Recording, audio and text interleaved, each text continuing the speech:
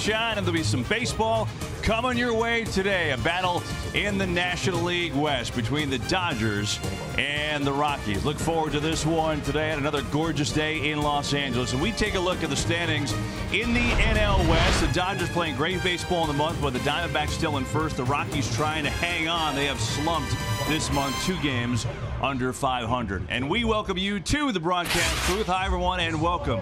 He's Eric Karros, and I'm Kevin Burkhardt. So let's start with the Rockies. They did win the opener of this series last night. Got a well-pitched game, but you have to start with their guy, Nolan Arenado, who homered last night. He's a lot more than just home runs, isn't he, though? Well, he really is. When you talk about one of the best players in all of baseball, his name is right at the forefront, and he does it all. I mean, offense speaks for itself, but the defense, he is the best defensive third baseman in all of baseball. You see some of the acrobatic plays. He does it with his arm, his body, can throw off balance. He's just fun to watch. And offensively, I mean, you look at those numbers right now. First in home runs in the National League with 20. Third, 57 RBIs. This guy can do it all over the field. Meanwhile, here's a sentence I didn't think I'd be saying in late June or maybe even early July. You know, one of the stars of this game this year is Max Muncy of the Dodgers. Who? What? You said it, Max Muncy. Now, this is a guy that they did not count on. Was in the camp with the Dodgers, was out for a little bit in spring training. When he got called up, he has just gone off. You look at that right there, Kev. That is in all of baseball. He has got the 4th highest OPS. That's on-base percentage plus slugging percentage. And look at the names. Mike Trout, Mookie Betts, J.D. Martinez, and Max Muncy. I love it, taking advantage of the opportunity. So it is Max Muncy and the Dodgers against Nolan Arenado and the Rockies in NL West battle. Of course, the sun is shining, ready to go for some baseball in Los Angeles. Back in a moment on Fox.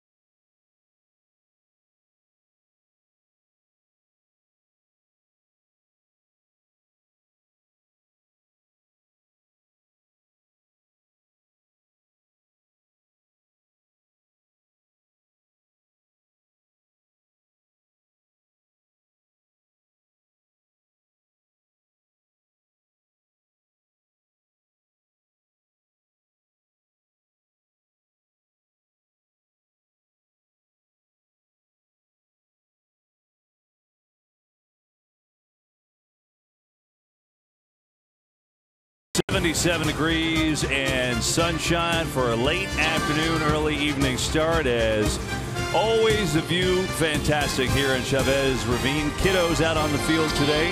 As we get set for some baseball between the Rockies and the Dodgers, let's look at this lineup for the Rockies. Well, they went long ball last night, EK. They got 3 of them. It was enough for a win. And you talked about Arenado in the beginning of the show, and he's right there, smack at number 3 in the order. Yeah, having another great season. And, you know, this is a guy in his career. With runners in scoring position, he has hit .338. Like I said, one of the best players in all of baseball. And so we'll watch him and the rest of the Rockies do their thing in this first inning against Dodgers starter Kenta Maeda, who's coming off an absolutely sensational start.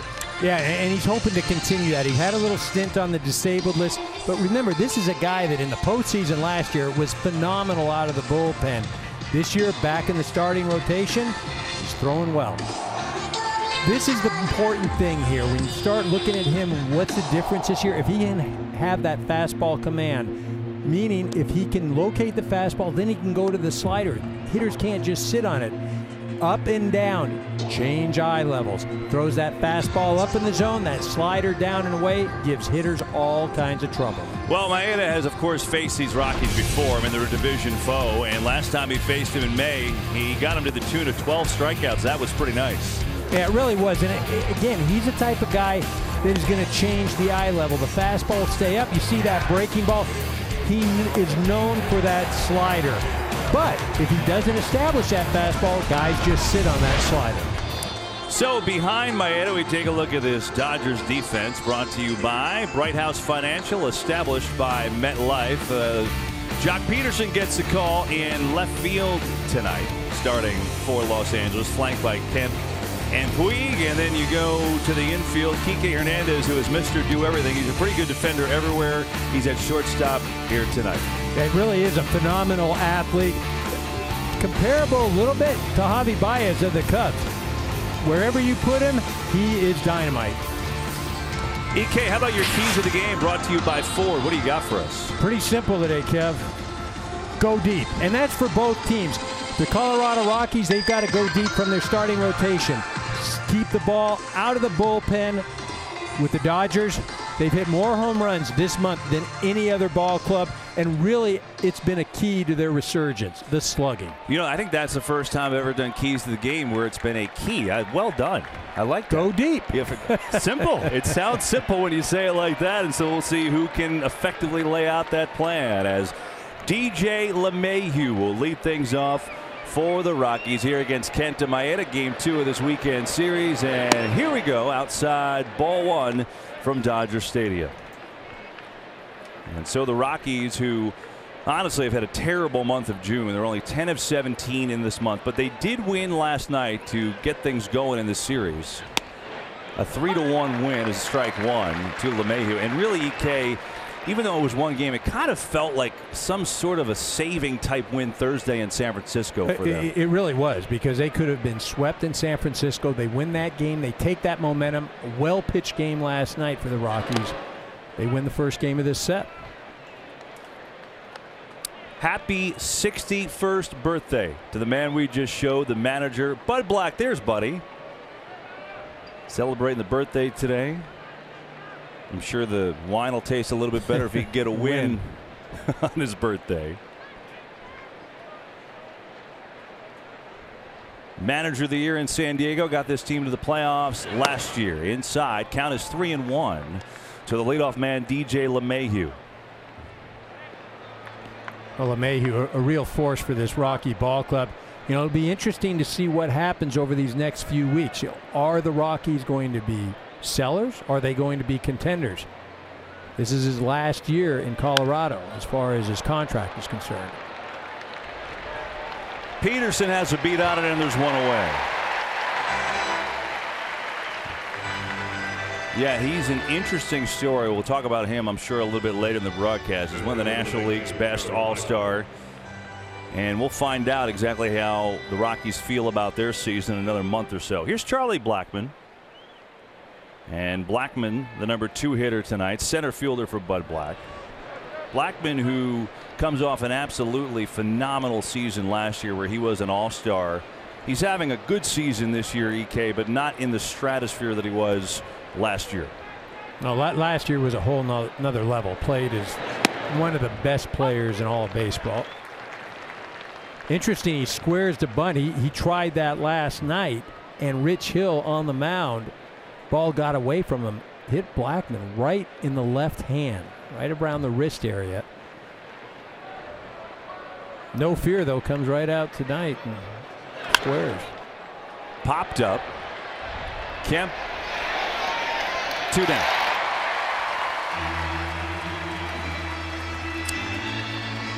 So quick 2 outs by Maeda here in the first inning, and that'll bring up the 3-hitter Nolan Arenado, and EK raving about him at the beginning, and rightfully so. I mean, you could go down the laundry list of numbers. He's basically in the top 10 somewhere in every single one of them. But how about number 1 in the National League with 20 home runs, including one he hit last night? Well, I think it's 7 in the last 10 games, and he's been on a tear. And if you look at his numbers the last 3 years, his average numbers, it's 100 runs, 40 home runs, 130 RBIs. I mean, those are crazy numbers, and that's what he's averaging. However, against Maeda, he hasn't fared all that well. Swinging at the first pitch and fouling it straight back. 2 of 16, 7 strikeouts against Maeda in his career. Last night, not against Maeda. That, bang, number 20 on the year. And that's against Alexander, a ground ball specialist. There's no ground ball right there. No. I mean, eventually it hit the ground. Yeah, well, there you go. Rolled around in the stands. 1-1 to Nolan Arenado. You see Maeda with his fastball at 93 miles an hour. You think of him as more of a slider guy, but in essence, Dave Roberts was telling us maybe that's the most important pitch for him. Well, right? it really is. He has to establish that, and he has to get the hitters to be concerned about it. If he doesn't, then the hitters can lay off of it, and then they can just sit on the slider. And then he becomes predictable. If he's not getting that over, he falls behind in counts. Throwing a lot more four-seamers this year. Rick Honeycutt, pitching coach. 2-1 coming. And it's 3-1. Love the pop of that mid-94 by Maeda, but he missed with Carlos Gonzalez waiting on deck to try his hand. Weren't exactly a lot of hits in last night's game. Again, the home runs, that was every run. 4 home runs. Matter of fact, other than Justin Turner's home run, Dodgers didn't even have a runner at second. Arenado with a big cut and a miss, and the count goes full. Well, you see a 3-1. He goes to the slider. You see this pitch right here on the outer part. Looks like actually a curveball right there. Which he doesn't throw all that much. No, he doesn't. Payoff pitch to Arenado on the way, and he got him. Fastball will do it there. Good inning for Maeda. Sets the Rockies down 1-2-3. Bottom 1 we go.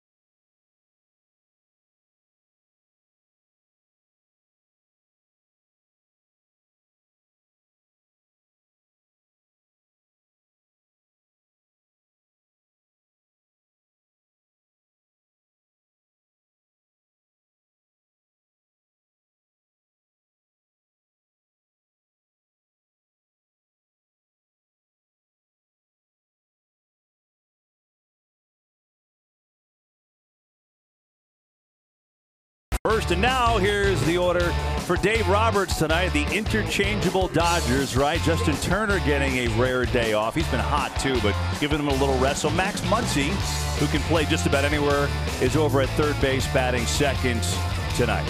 Yeah, I mean, you look at the top two guys, Peterson and Muncy, this month of June, each of them with 10 home runs. Is that all? That's it. That's a lot.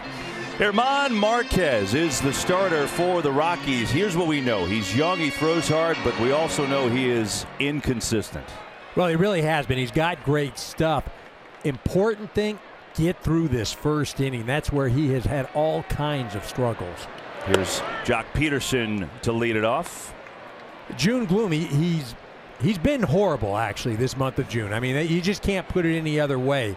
He's got to keep the ball in the ballpark, giving up 8 home runs this month. Prior to this month, he'd given up a total of 6 in 11 starts. Very creative today with your keys. I really like. For those of you not familiar with LA, the June gloom thing, well, that's a real thing here. When the marine layer comes in June, you get a lot of cloudy days late into the day. So I like to play on words. EK is outside. So 2-1 to Jock Peterson. You talked about the first inning. This is, I mean, that's shocking. Right, and you wonder, is that a mindset? Are you not, is there something about getting prepared for the game? And then it becomes mental because he's fully aware of it. So then do you go out in that first inning and do you try a little more? Do you, okay, I cannot give, I gave up a run here. It's not a physical thing. The aptitude is there. The arm strength is there. Just needs the execution. Well, he's gone full count to the leadoff hitter. I'll tell you this, in watching his last start against the Marlins, he had all kinds of problems in the first inning. He was just over the middle. I mean, his fastball was right down the middle a lot. Peterson goes down on strikes. 95 from Marquez, and he can bring it. And a strikeout victory. Number 13. Well, he just rears back and throws the fastball right there. Jock unable to catch up. That ball elevated a little bit. We talked about it, with Bud Black. The arm strength and what he brings physically, it's there all the time. Here is Max Muncy, who truly is one of the great stories in baseball this year. The A's waived him, came to the Dodgers organization last year, was in AAA, and then, this year essentially Forsythe and Turner get hurt. They call him up, and by the way, he's got 17 home runs. Right. I mean, it's similar to the story like Bellinger last year, where Adrian Gonzalez hurt. Bellinger comes up, just going to be temporary, but forces his way up.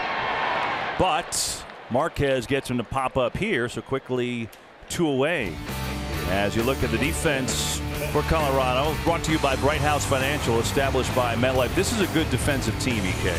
No, they really are. They're very athletic. You see the outfield. Blackman, look at, he really has his work cut out for him, playing center field in Colorado. But what is impressive, right here, the left side of the infield, Trevor Story, Nolan Arenado, as good a combination as there is in the game. With all due respect to your Cleveland Indian fans. Right.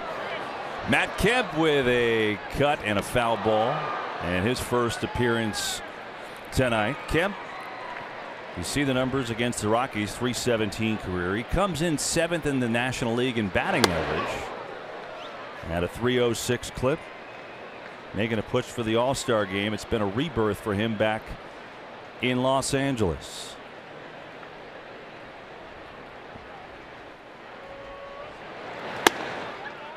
Hey, you talk about a rebirth. He's been more than anybody could have ever imagined, except for Matt Kemp, right? He knew he was at a crossroads in his career, but back in LA, a place he never wanted to leave, and he's flourished.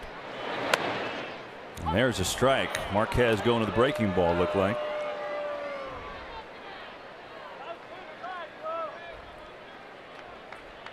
Well, you've seen his heat. He also will throw a curve and a slider.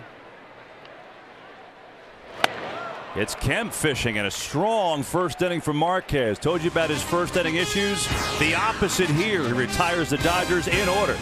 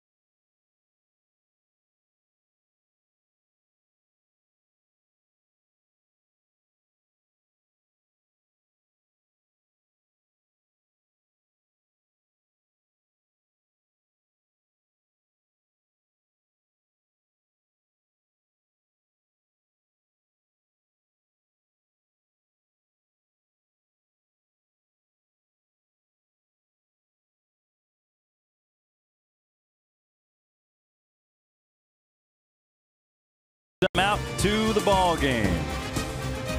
Great shot of Los Angeles downtown. Dodger Stadium a few minutes away. Scoreless as each team went 1-2-3 in the first inning. And Carlos Gonzalez, the right fielder, will lead it off for the Rockies here in the second against Kenta Maeda for the Dodgers. And he takes strike one.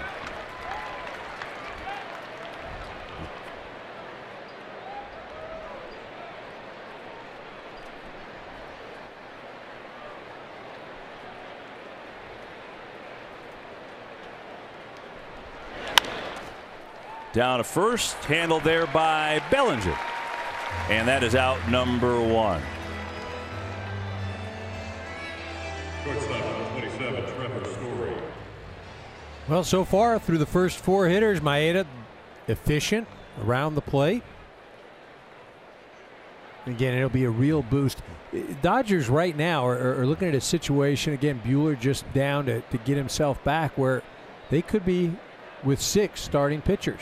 And that's not with Ryu. Yeah, they have that. They also have this, EK, is their bullpen they're injured, right? They've got multiple guys in the DL. They have been used a lot lately, so they would love to have a long start from Maeda here as he deals with Trevor Story 1-0. Yeah, you mentioned, I mean, the bullpen right now has been taxed. And where the Dodgers, they're looking for somebody to step up to bridge that gap to Kenley. And they have the arms down there, but they just haven't been consistent. Fooled him. 1-1.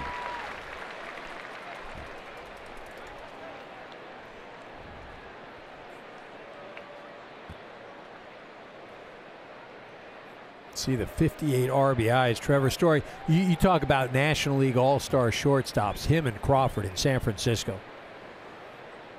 Both having great seasons. It's when you look at it, he really is Story, and comes in second in the National League in RBIs. He's 4th in all of baseball in RBIs. We know he's got the power with 16 home runs, and the glove is pretty good too.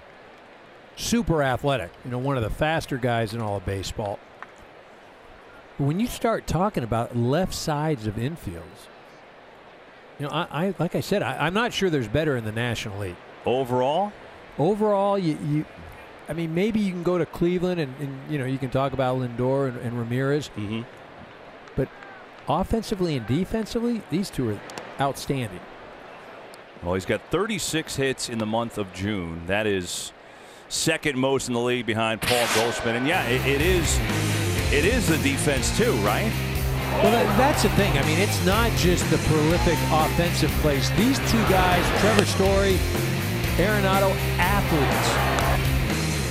I mean, like I said, Trevor Story, one of the faster players in all of the game. 2-2. And he got him. But he does do that. He strikes out a lot, and Story goes down here. Second K for Maeda for the second out. The fielder number 8, Gerardo Parra.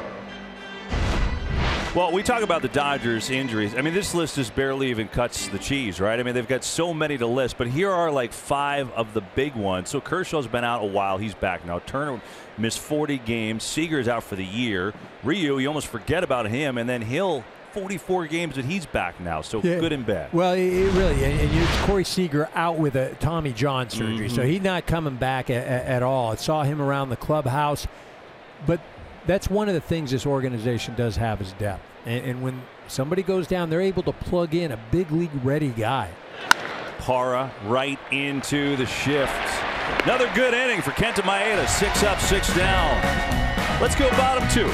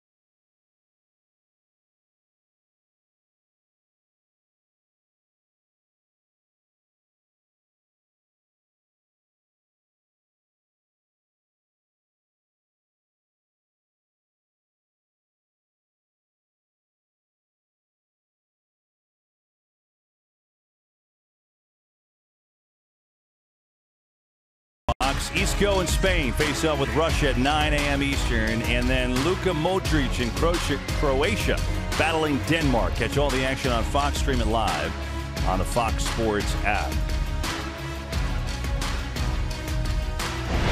Back at Dodger Stadium, bottom of inning 2, and it's Cody Bellinger taking strike 1 from Marquez. So German Marquez got through the first inning, which had been a big bugaboo for him. And now let's see how he responds. One thing you talked about, it's been a really rough month. If there is a positive for him, 1-1, Bellinger hits one to right, but the park will hold it. 1 out. If there's a positive for him, it's this. At home, his ERA is 8. But on the road, it's just above 3. No, again, so he's got the arm strength. He's got the ability. Pitching in Coors Field, it is what it is. You're never going to have better numbers at home than you do on the road. I mean, sure. If you do, it's an anomaly. But if this is a guy that has the potential to be an ace. He has that type of arm, and you know that's why the Rockies continue to run him out. He's going through a stretch right now where he's trying to find himself, and you know the other good thing, June's over. This is it. That is true. Tapper from Grandal. Marquez, athletic, does it all himself for the second out. More on Marquez. We welcome in the third member of our team down to the field with J.P. Morosi. Thanks, Kevin. German Marquez originally signed by the Tampa Bay Rays by a very well-known baseball family. The father of Marwin Gonzalez was the signing scout for Marquez with the Tampa Bay Rays, and Marquez has stayed in touch with the Rays scouts who signed him. In fact, a couple years ago, he sent them all a thank you text on July 2nd, the anniversary of signing his first pro contract. That's pretty cool. Talk about baseball connections, right? As Puig is the hitter and takes strike 1. Marwin Gonzalez, the fine all-around player for the Houston Astros. And you hear JP talking about the Rays. Well, he got here, of course, because of the Corey Dickerson trade. Jake McGee, the reliever, and Marquez came over in that deal. As Puig dispatched of quickly. Marquez, impressive. 6 up, 6 down. Took 8 pitches through 2 in LA, scoreless.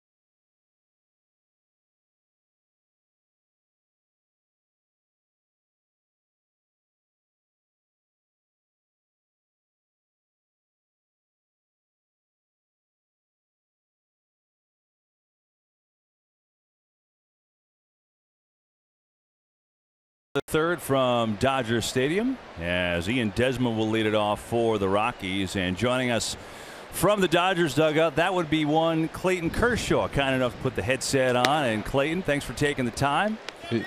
Yeah, no problem. You know, let's start with the important question. You know, between innings there, you know, they're playing the tunes, and I heard a pretty good shower singing voice. I'm just curious if this is something that's practiced or.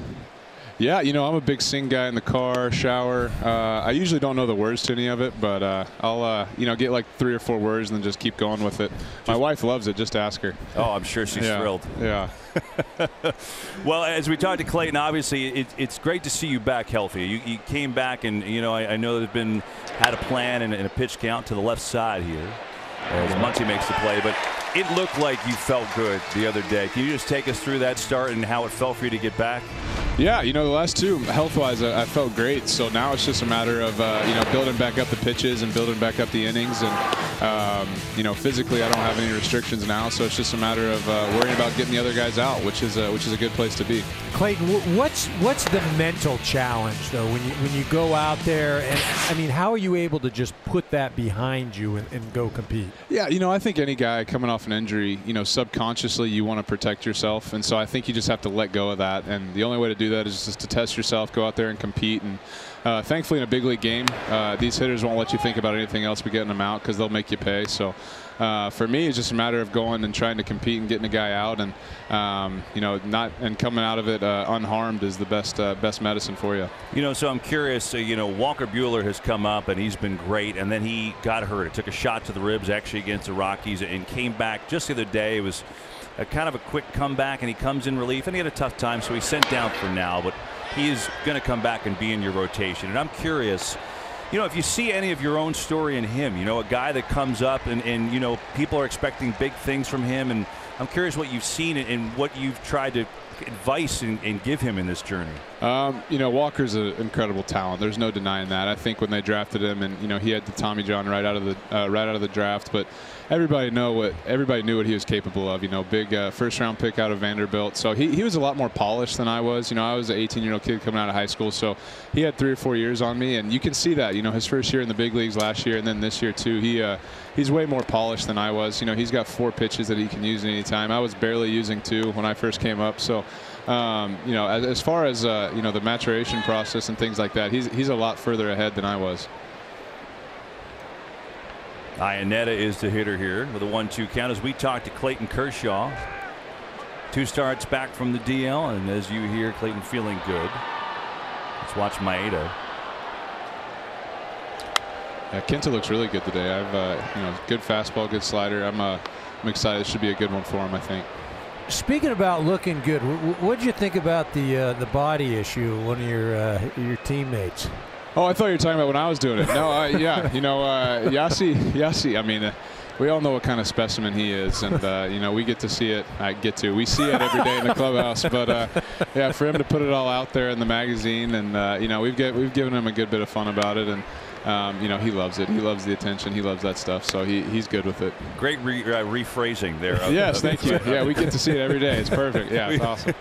Do you guys think you have, you know, gotten through the worst? We were showing a graphic about all the injuries. It's amazing. Do you feel like now things are starting to turn and get you guys healthy and a better feeling in the clubhouse? Yeah, I mean, every year it seems like, you know, I think that's a testament to the, you know, front office and organization and everything for having the, you know, we always say depth around here, but it really is true. Every year that I've been here, you know, myself to blame, we've been on the injury list a lot. Nice pitch, Kenta. And having guys to fill the holes when we need to. And, you know, now, yeah, we're starting to see some starters come back. And position players have been, you know, knock on wood, relatively healthy this year for the most part. So we get everybody back. And, you know, we're still in this thing. Diamondbacks are playing well right now. But, you know, it should be a good race down the stretch. And we like where we're at. So what's the difference, or why do the Dodgers win the National League West? Why? You know, you could say experience because we've done it before, but really, you know, at the end of the day, it's just who plays better longer, and I think we have the guys to do it, and you know, we just got to go prove it. Uh-oh. 2 outs. Marquez, the pitcher, hit just one deep. Peterson racing back. Nice play. I'm not in Colorado. I was sick.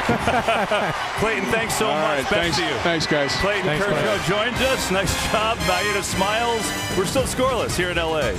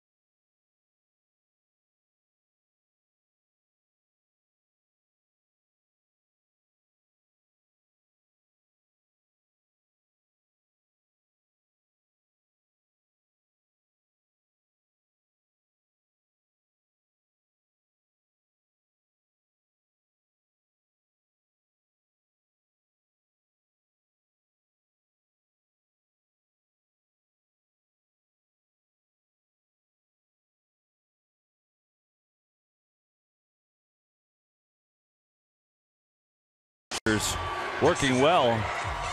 Although we almost had a home run by a pitcher a moment ago while we were talking to a pretty good hitting pitcher in Kershaw. Yeah, you're not lying. I mean, Clayton said it too. Not in Colorado. If we were in Colorado, that thing would have been in the trees. He hit it crushed hard. it. He did. Peterson, who was playing very short, had a race back and he got it. So that's where we are. Bottom three. Fun game so far. We thank Clayton Kershaw for jumping on. And here is Kike Hernandez, who is the shortstop. He does everything for this team, and he plays everywhere, and he plays it well. And you see what he's done on the year. He's got a career-high 13 home runs already, and we're not even at the All-Star break yet. And with Chris Taylor, who has been banged up of late with a hamstring, he's really been effective. Swinging at the first pitch, lining it right at Story. One pitch and one away. Second baseman. Story showing a nice reaction right there. That ball was hit hard.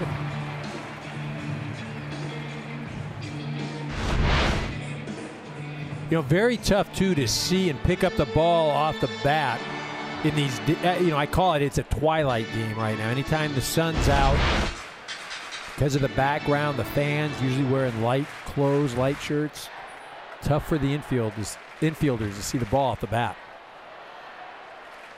Here is Chase Utley. And it's ball one. You think about Marquez, right, EK? He coming in averages almost 18 pitches per inning, right, which is high. Well, first 7 outs today, 22 total pitches.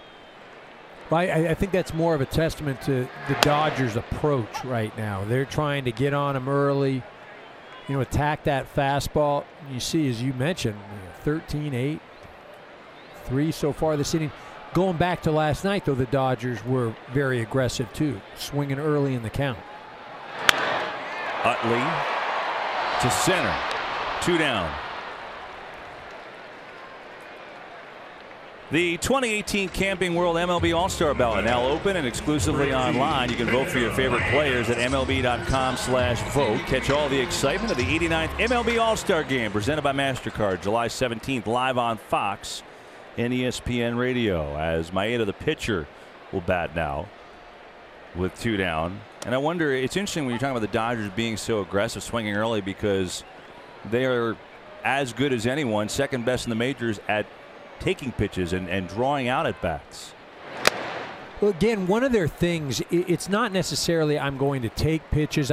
You go up looking for something you can drive. And if you get that early in the count, then you go ahead and you swing. Look, well, there you go. Marquez just keeps throwing it. Dodgers keep going after it. We're moving. We're moving, Kev. 0-0 ball game after 3. Good job.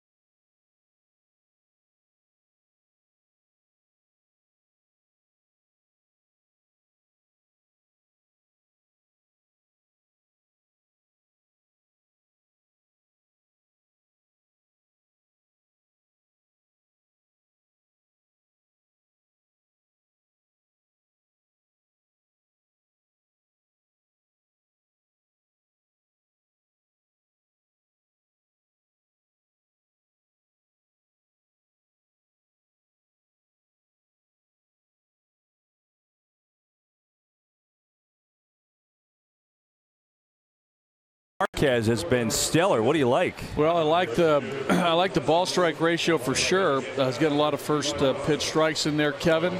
Good breaking ball too. Mixon got it out with the changeup to Muncie. So mixing pitches, I like it. Meanwhile, the other guy hasn't been too shabby either. Maeda has a good rhythm. What do you want to see from your offense here? Well, we got to keep battling. He was tough against us last time we were here.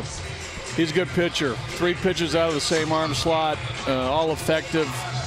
We just got to try to get the ball up the best we can. Happy 61st birthday, bud. 61. Did I just spoil it for you? Yeah, man. Come on.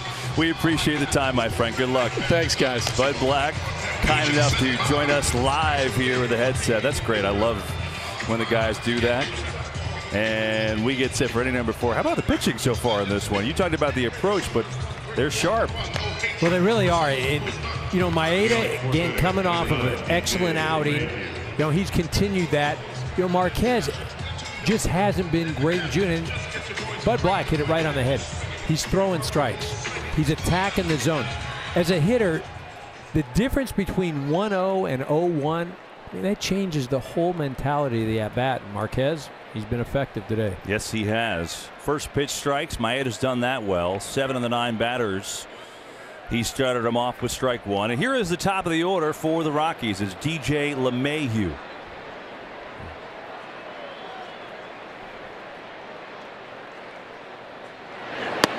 And he takes strike 1.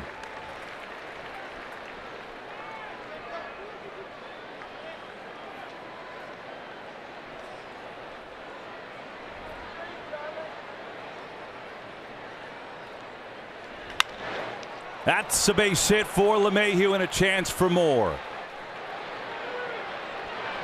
DJ LeMahieu with a leadoff double in the 4th.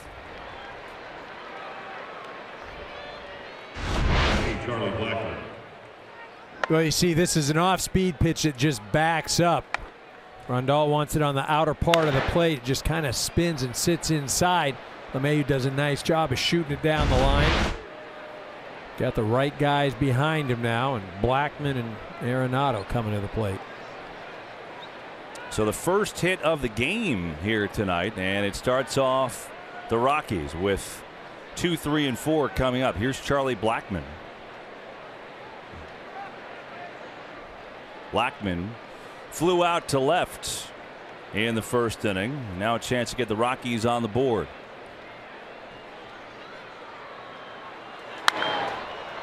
The center. Peterson, LeMahieu going to tag, go to third, and he will make it easily. So alert base running by LeMahieu as Blackman flies out for out number 1.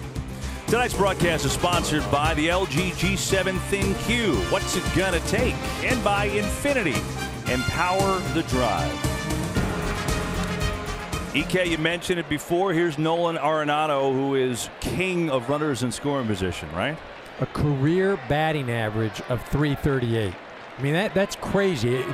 If you have a great year, oh yeah, I hit .338 this year, and people talk about that not being something that you can repeat year after year. It's sort of an anomaly. One year can be great, the next year's average.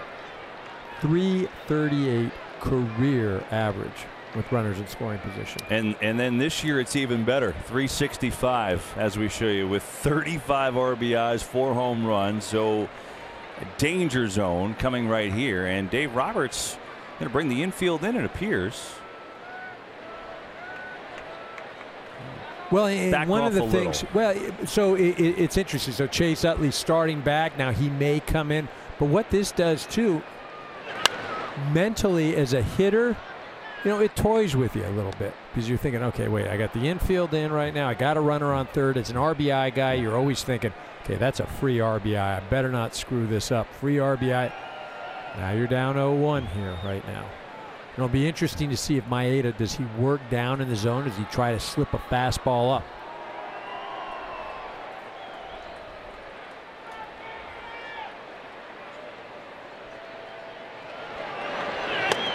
There's the fastball up right now. So now again, as a hitter, you're thinking, man, I've got the guy on third. You see this thing up in the zone, and that's where Maeda where he gets real effective. That breaking ball stuff down in the zone. The fastball, it doesn't have one of those high spin rates where it almost looks like it rises. It's just the fact that he can throw up in the zone and he changes the hitter's eye level. He stays alive here. I mean, this is interesting. That pitch right there, where was that? That was the breaking ball down and away. So we've gone down, we've gone up, we've gone down. Now this is following a fastball that was up in the zone. You know, and as a hitter right now, all you're doing is you're spread out. You're just trying to make contact.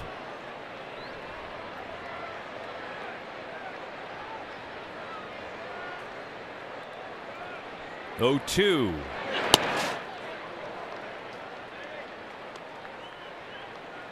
How about mindset? Obviously, Arenado's been great here, but are you thinking sac fly? Are you thinking, is there a thought process? Right now, he's thinking contact, and that's an RBI guy. Some guys, you know, especially in this day and age, are still up there hacking where the strikeout is, okay, it's a strikeout. To be a successful RBI guy with a guy on third, you've got to become a situational guy. You've got to give up, I'm driving the ball. Right now, he's up there just battling. When I mean battling, I'm not going to strike out. I'm going to make contact. If I have to shorten up my swing, I'm going to do that. If I have to punch it to right field, I'm going to do that. And this matchup, not easy for him. Remember, his career against Maeda, he struggled. Short sample size, but still 2 of 17, 8 strikeouts now, including earlier today. So battle the opportune word. Opportune? I think I just made up a word. It's a word now. If you said it on air, now it's a word. I'm going to go with it. 1-2 the count to Arenado. Runner on third, scoreless game. And he gets him, gets away though, and LeMahieu's going to come on down. And the Rockies will take a 1-0 lead. So Maeda got partially the result he wanted, but it ends up with a runner on first and a run in. Well, Maeda did a great job, and this thing, there's no reason for Grandal to turn his glove up. I mean, he just misjudged it or he didn't see it. I mean, that was a ball that you easily catch with the glove facing down, and you see what happens. He turns it up, and it almost hits his wrist area or the very palm part of the glove. That's clearly a pass ball. And so Maeda got his 4th strikeout there. But it ends up with the Rockies in the lead. Apparently they called that a wild pitch, but there's no way that can be a wild pitch. Yeah. There's no way that's a wild pitch. No way. We'll see if that gets changed. Regardless, it's 1-0, and now Maeda's got to work to Carlos Gonzalez, who grounded out to first in his first trip to the plate tonight.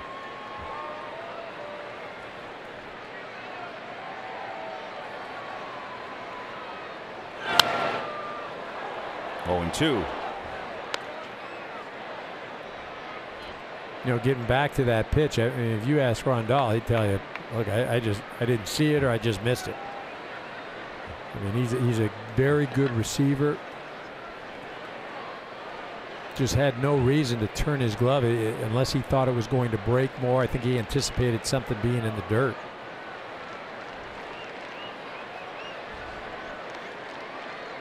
Oh, 2. 1-2 as that's away. And you take this, look at this. So and it's not even, so he's thinking this is going to be in the dirt and he's going to have to block it. You see he's going down to his knees right there. No reason to even drop to his knees. Either that was a cross-up or he just didn't see it. Now Maeda works to Gonzalez. Got him fishing outside. And Gonzalez goes down. 5th strikeout for Maeda already. Number 27, Trevor Story. And that'll bring up Trevor Story. He was a strikeout victim his first time to the plate. So Maeda You know, you think about what he did his last time out against the Cubs, 9 strikeouts there and already 5 here in the 4th inning tonight. He showed you the last time against the Rockies, 12 strikeouts, that on May the 23rd.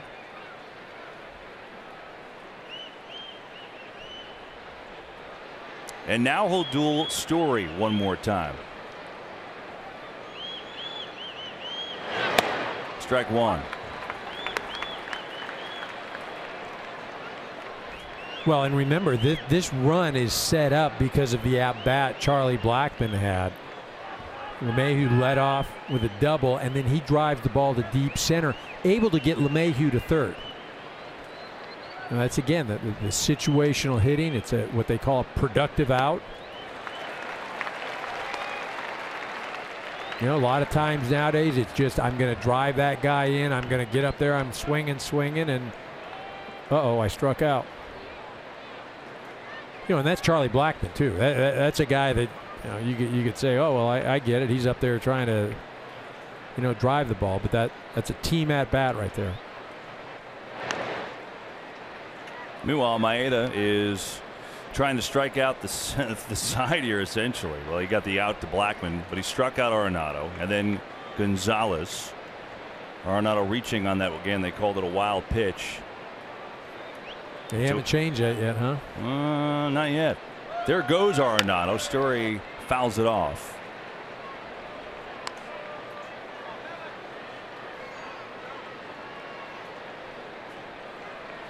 Now, you talked about Maeda with that fastball command early, and it's starting to set up that slider pretty good, isn't it? Well, it really is, and the Arenado at bat really showed how he uses that fastball to change the eye level. If he's able to command that, he throws that up in the zone, then he comes back with the breaking ball down. Again, it's pitching is about location. You know, the velocity part is great, but the location is the most important thing. So a pitch like that, just that. So that's not show me pitch. He didn't mean it for that to be that high, right? Because there are some pitches that clearly the hitter's not going to offer at. But, you know, it sets up an off-speed away, down. He was down and away, but Story didn't go for it. And so it's 2-2 to Trevor Story, who comes in second in the National League in RBIs.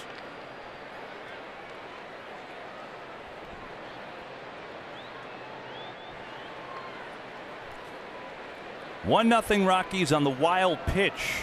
It was a double by LeMahieu that started off the inning, though, and that got things going. Moved to second on Blackmon's fly ball. Arenado struck out, but wild pitch got away. Arenado's on first. LeMahieu scored. That's where we are. It's been a well-pitched game to this point. German Marquez has been great for the Rockies, and Maeda 5 strikeouts, looking for number 6 here in the 4th. There goes Arenado. Pitch on the way, and this one will find the seats. J.P. Morosi. Kevin, yesterday Kenta Maeda told us that before this season he tried a lot to hit the corners, but that this year he's been much more aggressive in the strike zone with all of his pitches. And that makes sense, right? You try to be too fine, and especially at the early part of the at-bat, and then you fall behind. You're 1-0 or you're 2-0. And as a hitter, you just, man, you're feasting on that sort of stuff. But if you can work ahead, you're 0-1 or you're 1-1, 1-2, and you got the hitter right where you want him. And Story lays off, so the count goes full. 7 pitches in this at bat to this point. Yeah, I'm dropping a breaking ball right here, especially a dangerous hitter like Story. You know, 3-2. If I walk him, oh well. I do not want him to drive something in the gap or in the seats. Payoff pitch on the way, and he walked him. And so Story fights back in the count and draws the first walk of the game. Number 8. And that'll put runners on first and second with Gerardo Parra, the hitter.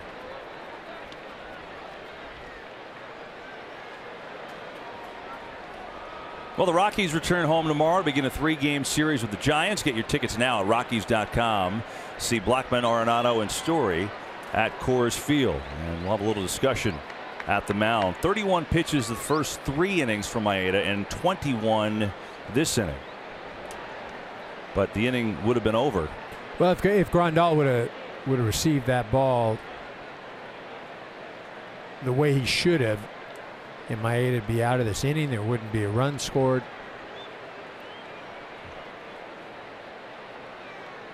And now Maeda will get set to face Parra, who is having a good offensive season. You see Maeda getting the swings and misses today, but now looking to stop any further damage. Parra over 300 on the year.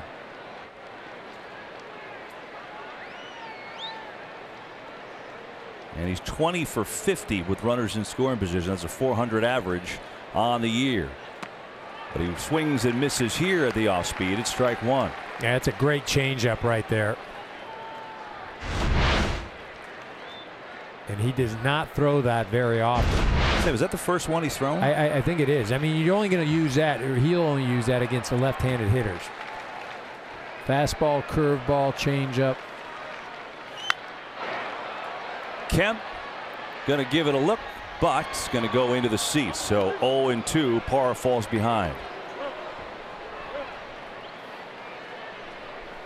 Now I'm curious too what JP was talking about with Maeda, with challenging more guys this year. I wonder, is that because he doesn't throw 99? Do you feel like you have to nibble a little bit? Pitchers give hitters too much credit. Yeah, they really do. I remember, I'd be out there and I'm watching some of our guys that are throwing 95 or 96, and it's nibble, and I'm thinking to myself, man, it is so difficult to hit. Just go after guys.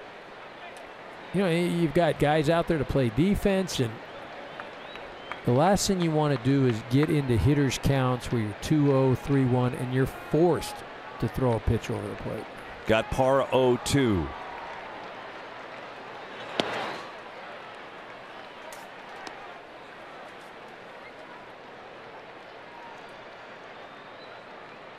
Arenado on second. Reached on the wild pitch. Story walked. He's on first. He's got great speed, so anything in the gap could bring home a couple here. This is the 4th time this inning that Maeda has had a hitter 0-2.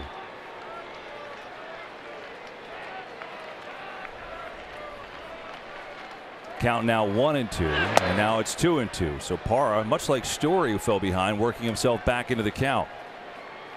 Well, and you can see Maeda's trying to put Parra away on the outside part of the plate, throwing a couple changeups, fastballs out there. And I think you could freeze him if you buzzed a fastball in right now. I think you could freeze Parra. Got to get it in there though.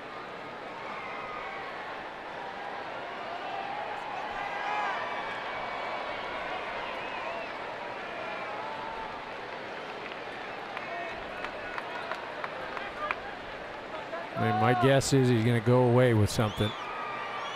Like I said, I think you could get him. You could freeze him if you went inside. 2-2, and it's 3-2.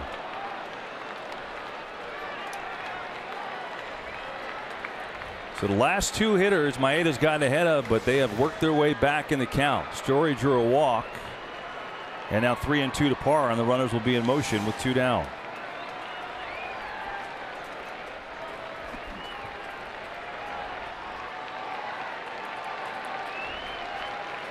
I think he's going off speed away. Going to try and use Parra's aggressiveness against him.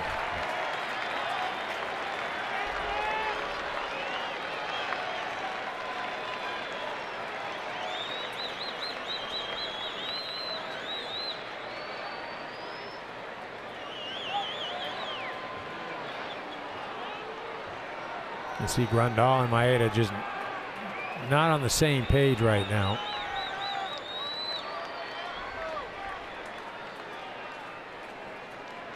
Try it again. Payoff pitch coming.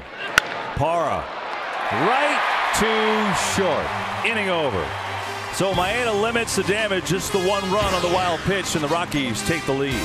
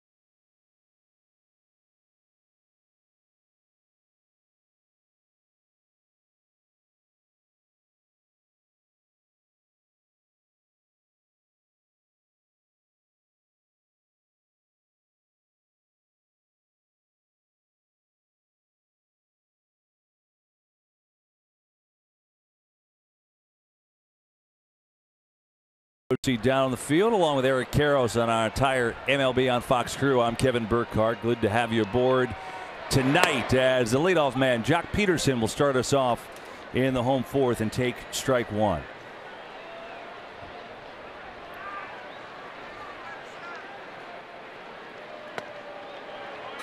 One and one to Peterson. It was a strikeout victim his first time up. And Peterson has hit Marquez well in his career. 3 of 8, but 2 of those were home runs. And it's 2-1 here, leading off the fourth. Well, in Marquez's last start against the Dodgers, it was in Colorado, and he was cruising along pretty well. Bud Black didn't want to go to the bullpen, wanted to get one more inning out of Marquez, and Peterson got him. You know, up to that point, Marquez had thrown well. It ended up leaving with a tie ball game, but as you mentioned, Peterson sees the ball well. Peterson to right, but this one playable for Gonzalez. One away. Well, lefties see the ball well against Marquez too. Against him, 309, 10 home runs, second most in the majors in that category. But despite having 5 left-handed hitters today, so far quiet results. Yeah, he's navigated well, and you know, as Bud Black said, he's working ahead of guys. He's pounding the strike zone. Hasn't walked anybody yet.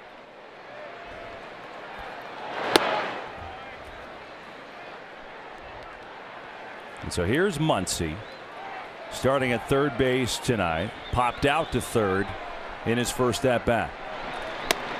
And consider, as we talked about him at the start of the show, EK, this is a guy that, now granted, didn't have a great opportunity, but a couple years, different time with Oakland. 5 career home runs. Didn't play the first 15 games of the year, and he's got 17 home runs for the Dodgers. And then this month he's got 10. Yeah, you know, and one of the things that he's also done this month, 25 walks. I mean, there's only 2 guys in the National League that have more. Carlos Santana, who's known for plate discipline, and Joey Votto. Checks the swing here. and they say he went around. So Muncy goes down as Marquez keeps on a deal on his 5th strikeout, and there's 2 down. July 8th, the Camping World All-Star Selection Show on ESPN, as the lineups for both teams will be announced. Then it's the T-Mobile Home Run Derby on the 16th. It's all leading up to the canvas event of the summer, the MLB All-Star Game, July 17th on Fox. As Matt Kemp will come to the plate with 2 down and no one on. Speaking of the All-Star Game, I know Matt Kemp would like to be there, wouldn't he be, J.P. Morosi? He would be, Kevin Burkhardt, and certainly you think about Matt Kemp, and I asked him earlier today what it would mean to him to be an All-Star again for the 3rd time, and he spoke about his nephews, Josiah and Judah. He said Judah is a big Cody Bellinger and Bryce Harper fan. He would love to meet both of them, and Matt made the point to me that Judah was not even alive the last time Matt Kemp was an All-Star in 2012. Well, it's isn't that funny? He's turned back the clock. Hey, Marquez is throwing BBs right now. Yeah, he really is. And you can tell that he's dominant right now just by the Dodger swings. I mean, that's how you can tell if a guy has stuff or he doesn't. Kemp fans against Marquez. 6 strikeouts for Germán Marquez. Throwing a gem. 1-0 Rockies.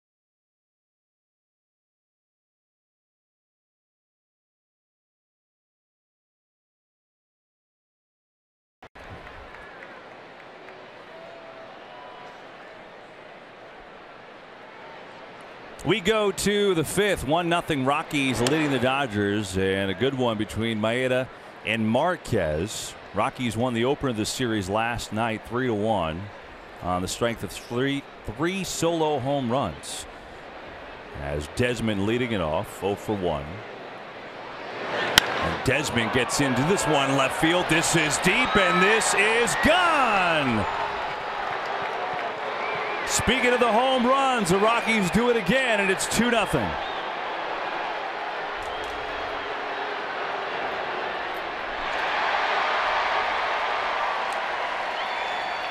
Well, you just got done mentioning that the Rockies did all their scoring last night on home runs. This is just a slider right down the middle of the plate.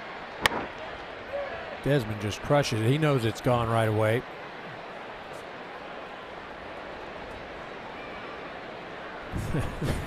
And that's one of the reasons why the Rockies still feel like they've got a run in them, that they're going to turn things around. Ian Desmond been swinging the bat a lot better since that abysmal start. As Maeda will take outside for ball one. You know, and Bud Black told us, EK, earlier in the day, we were talking with him. He said, I still believe in this team. And yep. They've had an awful month. We know that. But I thought you brought up a good point earlier. I think a big reason to believe, even if you don't feel like maybe the team can get there, it's the rest of the league, right? I thought that was an excellent point. So they're you know, Arizona has some issues. The Dodgers obviously have issues. You know, San Francisco, are they going to, you know, get hot? Every team has something that can keep them from winning the division.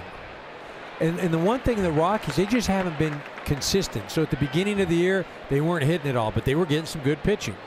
You know, then they start hitting, the pitching's not there. And then the bullpen, I mean, Ottavino, when he goes down, that just impacted everybody. And you can see that division, it's bunched up. And a nice pitch by Maeda on the corner with the curveball as Maeda, a strikeout victim number 6 for Maeda. Game break time. Let's check in with Mike Hill.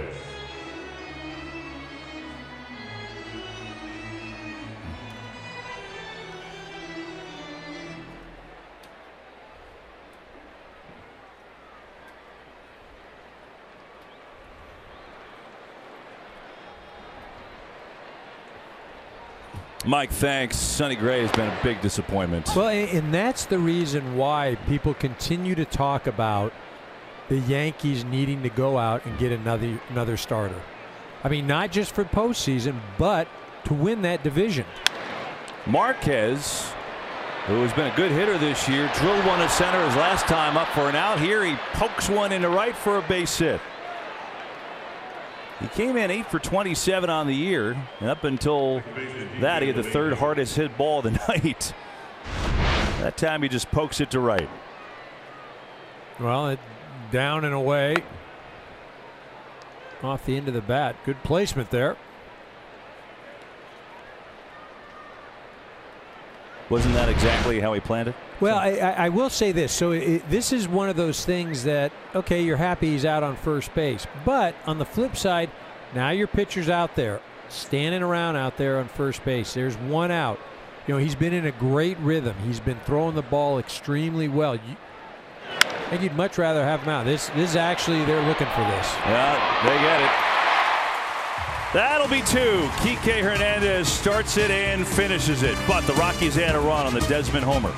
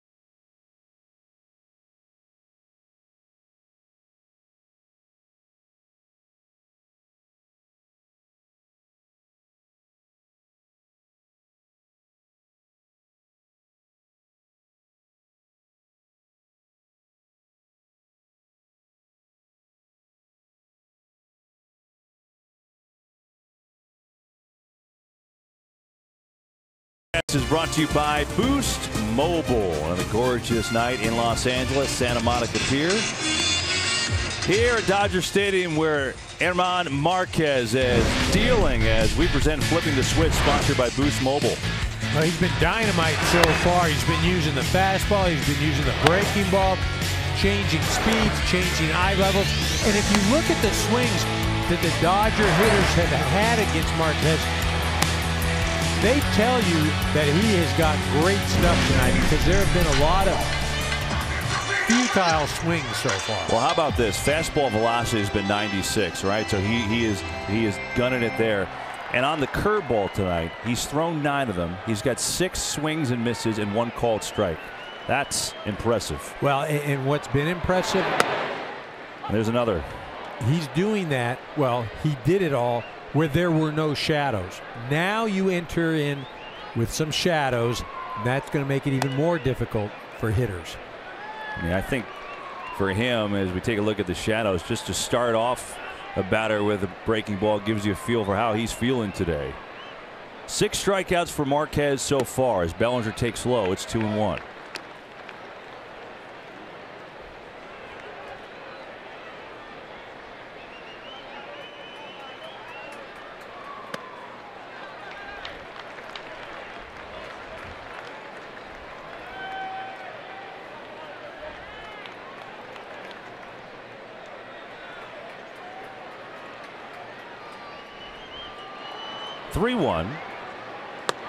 Big cut and a miss late on the fastball. The count goes full.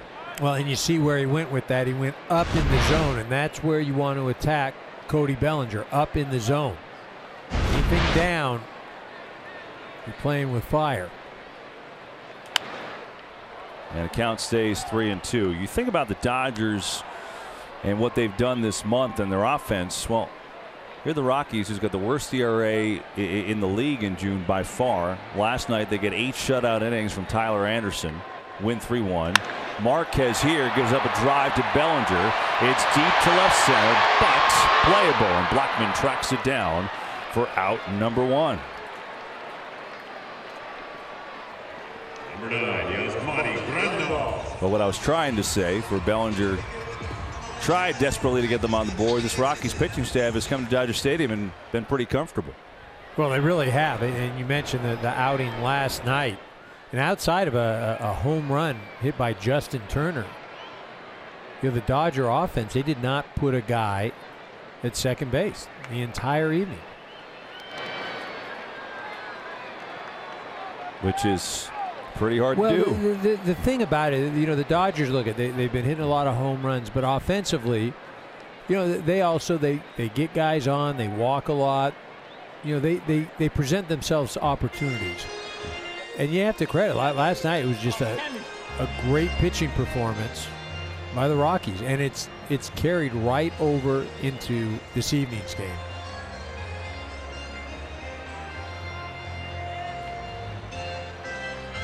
To your point, EK, they haven't even had a runners in scoring position opportunity in the last 16 innings. Well, it's been a while. And it's 2-0 to Grandal.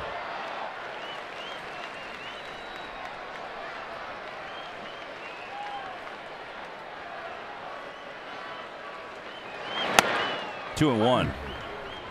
Well, the Dodgers in a stretch right now where, you know, up until the All-Star break, they do not leave Southern California. To right. 2 away. You know, they're in the midst of a 10-game homestand. They have some contests against the Padres in San Diego, the Angels as well. So this is an opportunity for them to create some, whether momentum, whatever you want to call it, into the All-Star break. Right after the break, they've got 18 straight. So now it's Puig. Strike 1. So the Dodgers, what you're saying is they don't have to pack the suitcase for the most part. Well, no, you'd like to, again, you got to take advantage of these sorts of things. When the schedule presents opportunities, you know, like I said, you want to do well. And this is a thing right now. They're not traveling. after the All-Star game. They've got 18 and 18 days. September, they travel a lot. You know, and right now they've been playing well really since the 17th of May. 1-2. Goes around. Yes, he does. Marquez through 5, and nary a Dodger has reached first base. Impressive.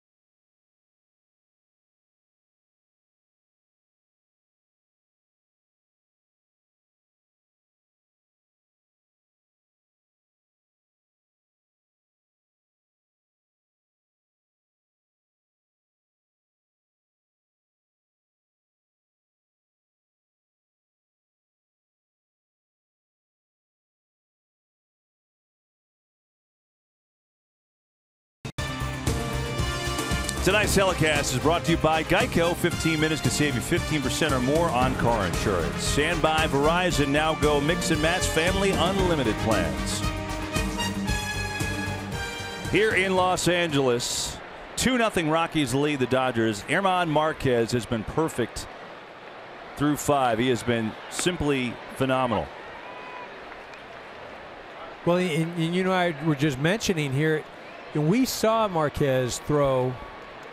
I'm not sure. Were you out there in Colorado? I don't know. But I did a game just a couple weeks ago in Colorado. I was with you the week after. Okay, that. saw Marquez throw, and he threw well. I mean, he threw, but this is dominating. And you know, we always talk about the advantage that the hitters have in Colorado. The pitchers, I mean, what they have to go through mentally to throw in Colorado. I mean, it's just like when they get to go on the road, it's, hey, thank goodness. Oh. And Marquez is throwing the heck out of the ball right now. And it's not like Maeda's been chopped liver. He's been really good, too. But, you know, just think about this. Marquez coming in, and you talked about it, EK. He had an ERA of 8.53. That was the worst of anyone in baseball. And here he is today looking outstanding. Well, and that's a thing.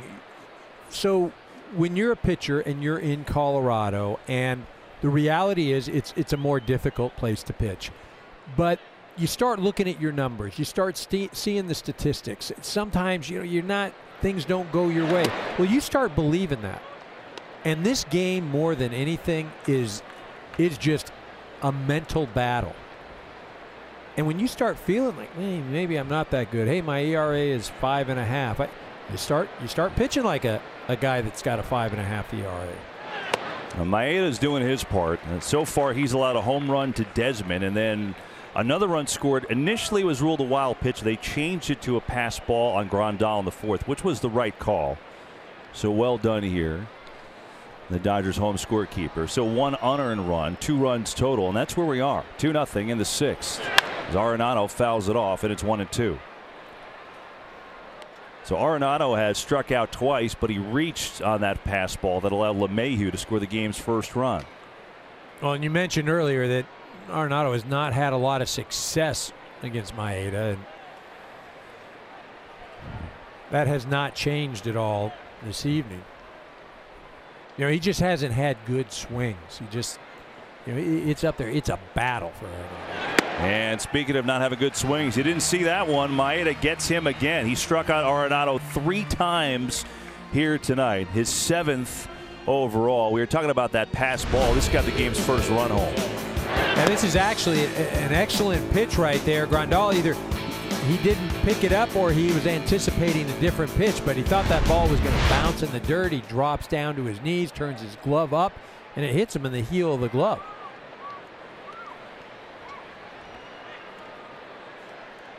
When you talk about the type of stuff that Maeda has tonight, you look at the swings that Arenado has had, and that just tells you, holy mackerel, this guy, the ball's moving, the location is there. You know, Desmond, yes, he had a great swing. It was a off-speed pitch. It just kind of spun in the middle of the plate, and he deposited that thing in left field. But outside of that, you know, LeMahieu got a hold of a ball, ground ball down the line, but there have not been a lot of good swings on either side. And there's another one as Carlos Gonzalez is in an 0-2 hole. So Maeda, who just struck out 9 Cubs his last time on the mound, has 7 Rockies via the swing and miss here today, and he's got an 0-2 count on Carlos Gonzalez.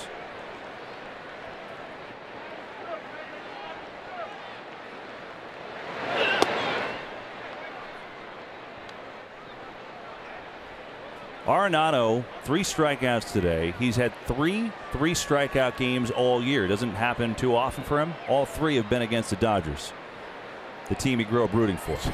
I mean, baseball, right? Sometimes you just never know. Well, the thing about the game, why it's so mentally taxing, it's every day, and whether it was good or bad, you have to put that thing behind you. And it doesn't mean that you don't care. It doesn't mean that it doesn't mean anything to you. It's for your own mental well-being. You got to just, like I said, good or bad, it's over. On to the next. And another strikeout for Maeda. He's got 8 tonight. As we head to the middle of the 6th, Marquez taking the mound one more time.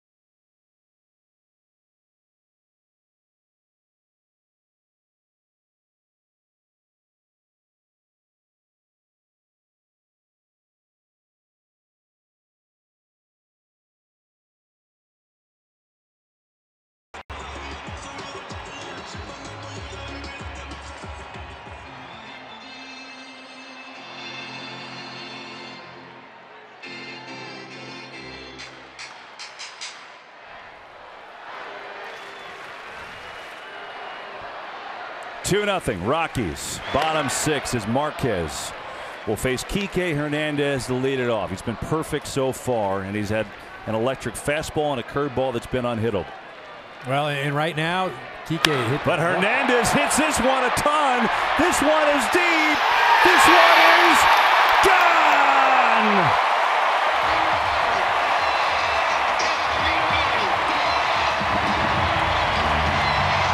Well, forget all that. Got changed in a hurry as Kike Hernandez breaks up the perfect game and the shutout all in one. I was just getting to say that he lined out hard to Story and that there are no shadows out at home plate right now. It's crazy. The shadows are gone between the pitcher and home, and this is just a fastball. Completely misses location, up and in, and Hernandez, that's 14 home runs already. Yeah, it was only a matter of whether it was going to be fair or foul. That was it. It certainly had the distance. And now look at this. Back-to-back hits as Utley, and here come the Dodgers.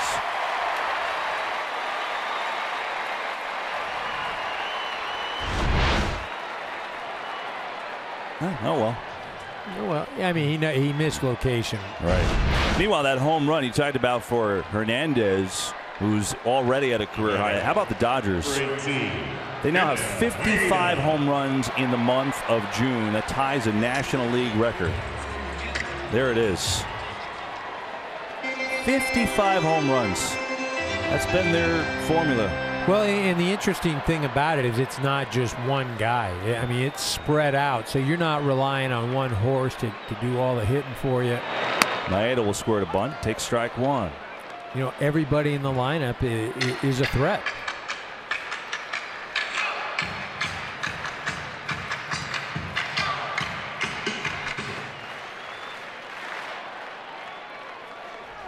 Max Muncy, he's got 10 this month. And Maeda takes. Maeda, by the way, good bunter. He's got 6 sacrifice bunts. It's second most in the league. So he's pretty adept at this position here.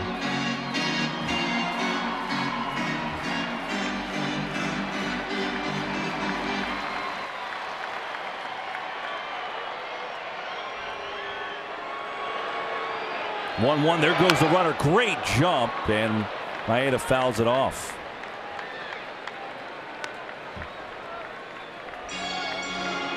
A little hit and run on by Dave Roberts? Well, no, I think he was just swinging right there, possibly a hit and run. But in that situation, as a hitter, it's tough. You know, maybe you got a third base coach or one of the guys yelling like, "Don't swing, or hold it." I mean, Utley, as you mentioned, had a great jump right there. Yeah, he had it stolen for sure. And we'll try it again. It's 1-2 to Maeda, and he will square. Takes. It's outside. You see Nolan Arenado is just breathing down his neck right there. Athletic enough to grab it and get the ball to second base.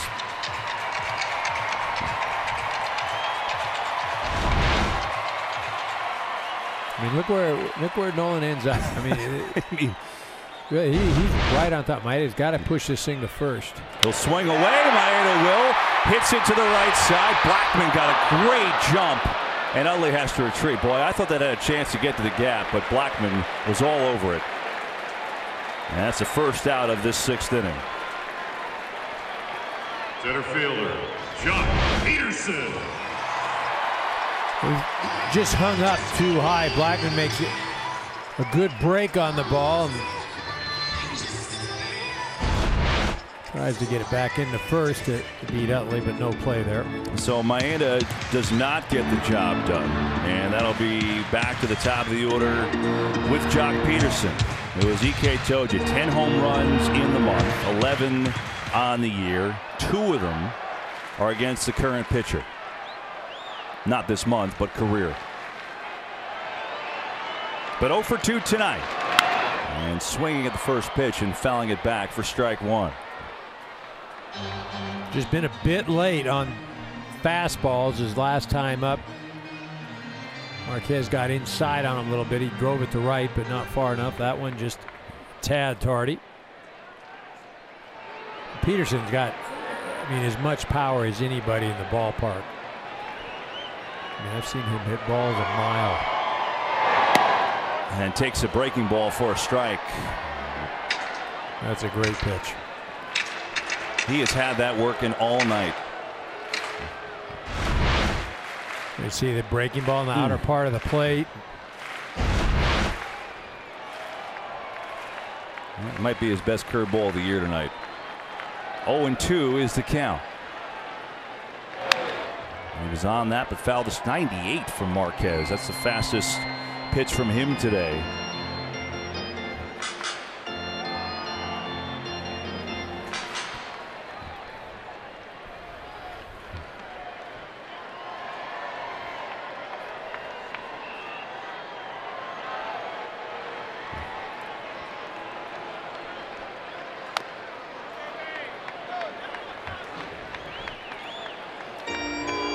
Well, the Rockies and Dodgers finish up their series tomorrow. For the Pirates come to Los Angeles for a 3-game series. You get your tickets now at Dodgers.com. See Kemp, Bellinger, and Puig and all the guys in action. Good one here tonight. Glad to have you with us.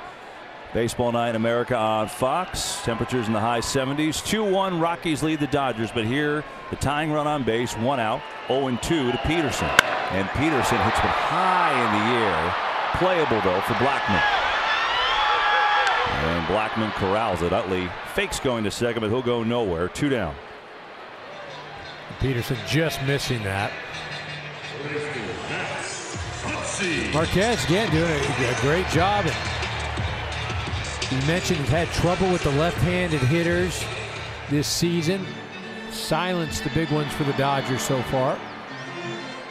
But here's another one, and it's Max Muncy, who has had a breakout year at age 27, playing all over the infield. Third base today. Strike 1. You know, all these Dodger hitters just a tad bit late. Marquez getting it up there 96, 97, 98. Now, Muncy did not have a good at-bat in his last appearance. Ended up striking out. Didn't have very good swings.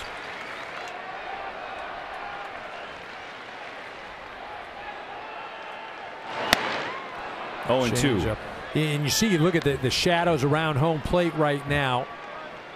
And the irony of it is when Hernandez was up earlier in the inning, nothing there. Nothing. I mean, that was 10 minutes ago. It really, you know, but what a difference. And as a hitter, you can't pick up the seams. You can't pick up the spin. 0-2 here. And he stays alive. Marquez is getting harder with each pitch. 99. Feeling good about himself. I mean, he's looked phenomenal.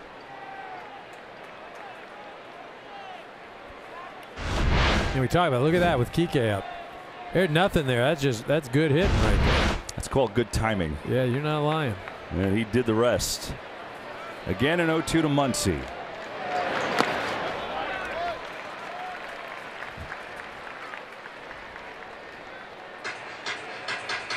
You got to think right now, he just threw a breaking ball, come back with a changeup to the left-handed hitter. Obviously throw that away.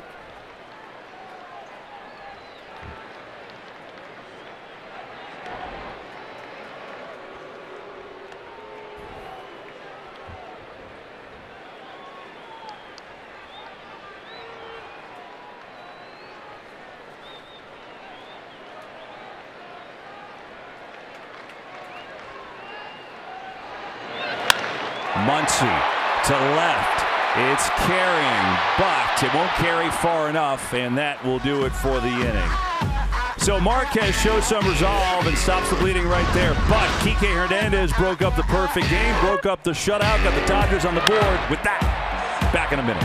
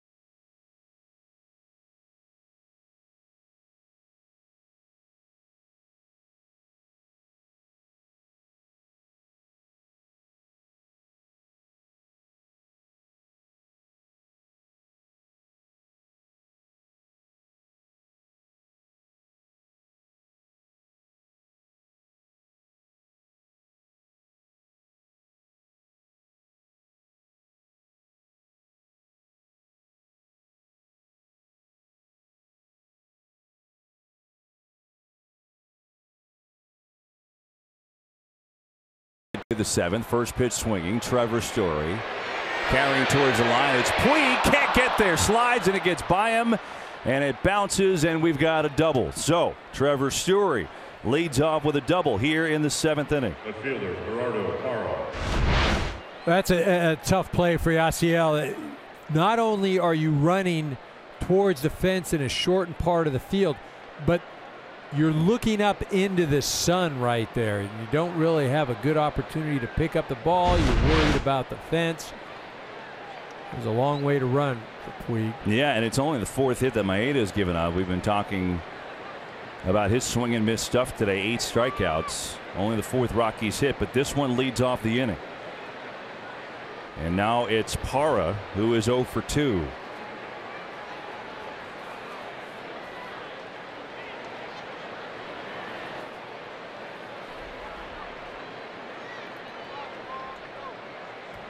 It goes without saying, Parra's only job here is to get Story over to third base.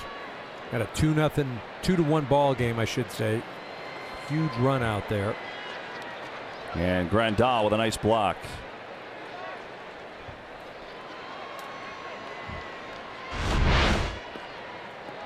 See, Grandal does a nice job of turning that glove up, using the chest to deaden the ball.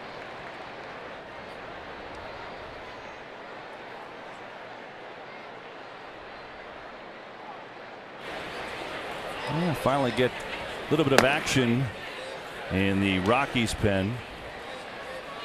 And Chris Rustin is the guy who's getting loose, but Marquez still looks strong.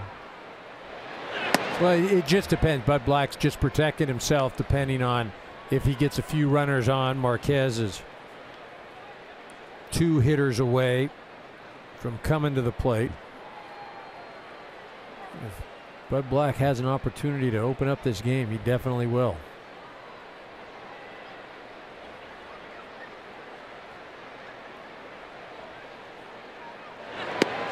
It's 3-0 to Parra.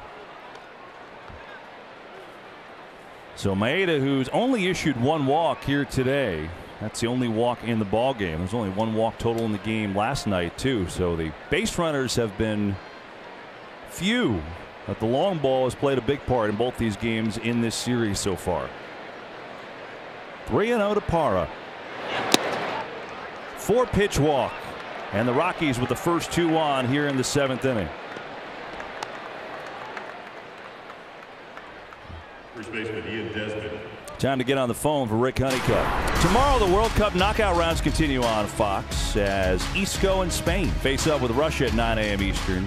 And then it's Luka Modric in Croatia battling Denmark. Catch all the action on Fox, so you can stream it live on the Fox Sports app. So critical juncture for Kenta Maeda here. It's a 1-run game facing Ian Desmond, the guy who homered off him the last time with 2 runners on. Well, no way he bunts here. Bud Black gonna let him swing away, right? He starts him off with strike 1. You know, the only thing that Desmond does, strike out a lot. He also does this. Last 2 years, he leads the league in ground ball percentage. So if you're looking for 2, he's a guy that can give it to you.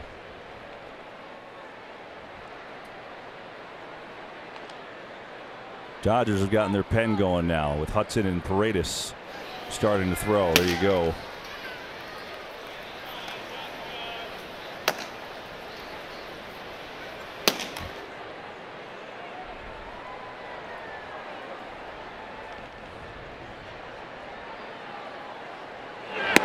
One and one.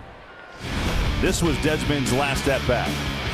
Yeah, breaking ball over the middle of the plate. It just spins. Doesn't get it down and away like he would like. And Desmond absolutely destroys it. Puts it in the left field pavilion. You know, he's had such a horrific start to the year. He's got 17 home runs all of a sudden. He's got a chance here with 2 on and nobody out. I mean, the home runs have been nice. There's no question about it. And that's the saving grace for him. The on-base percentage has got to be better. The at-bats have to be more consistent. So a little meeting at the mound And Grandal was actually kind of the last one to go out. That one started by Kike Hernandez and Chase Utley. Well, they want to all be on the same page. They want to know what pitches are coming. They want to make sure that signs aren't being relayed. They want to know what, like I said, when you know what pitches are coming, you can shade a little bit. You can lean a certain direction, and if off speed as opposed to fastball. And remember, when there's a runner on second base, the pitcher and catcher are going to change the signs. They want to, See that shadow just about out to the mound, right? Not fun to hit it. Desmond cut on and missed. And it's 1-2. Rockies have good speed on the bases here. Story can fly. Parra can run. Iannetta waits on deck. He's been struck out twice tonight by Maeda. There's Parra on first. 1-2 to Desmond. He wanted that one. Fastball, but it missed.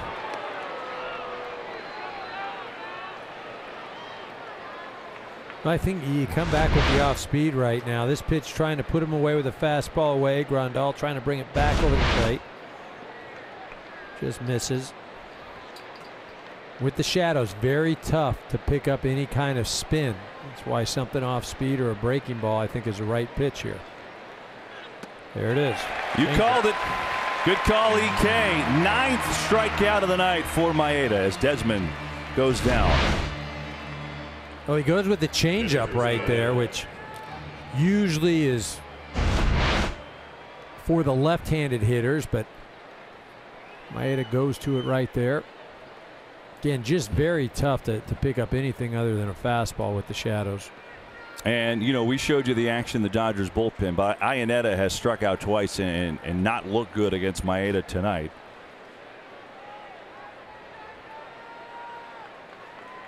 So Maeda keeps going.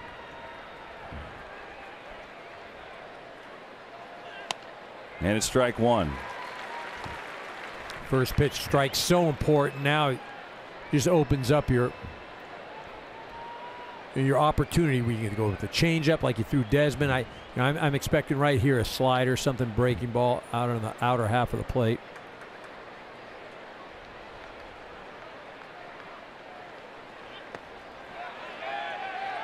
He did not go around.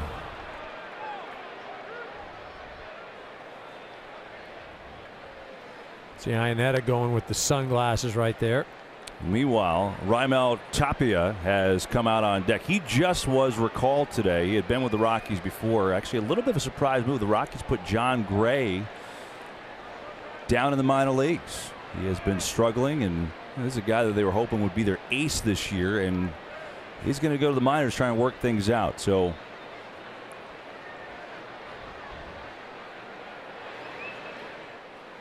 JP Morosi, you have more on Gray? Yes, Kevin. Remember, Gray actually started the NL wildcard game for the Rockies last year, and now, as you mentioned, he is in the minor leagues. Bud Black saying this was performance-related. They hope it is a reset for him in his development. Of course, a former first-round pick. Yeah, exactly. Meanwhile, base hit for Iannetta. Story rounds third. Here he comes. It throws off line, and the Rockies had a run. It's 3-1. Chris Iannetta with an RBI single.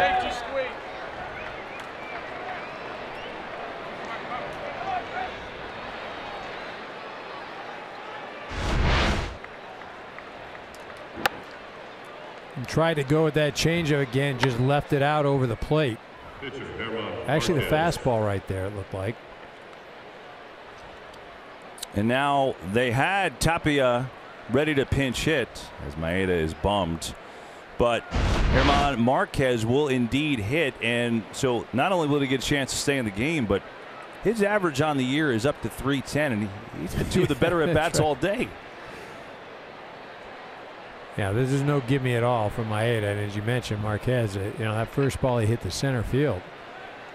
Crushed it, and then the other one was just a bloop hit to right. Parra the runner on third. Iannetta delivered the RBI base hit, and maybe Roberts will rethink this. Dave Roberts on his way to the mound.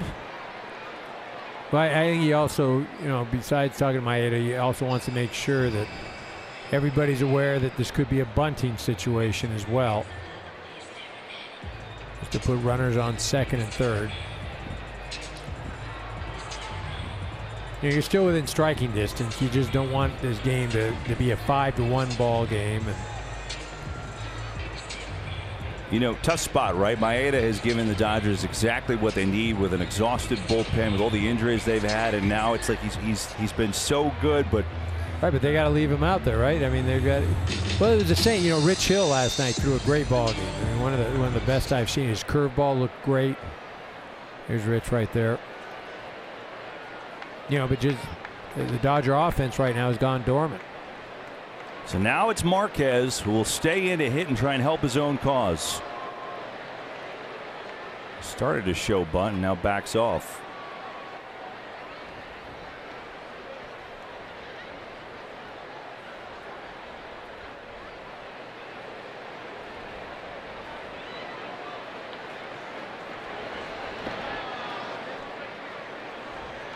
You know, Marquez could do one of those where he squares the bunt, get everybody crashing, and then pulls back and swings. And we've seen him handle the bat well tonight.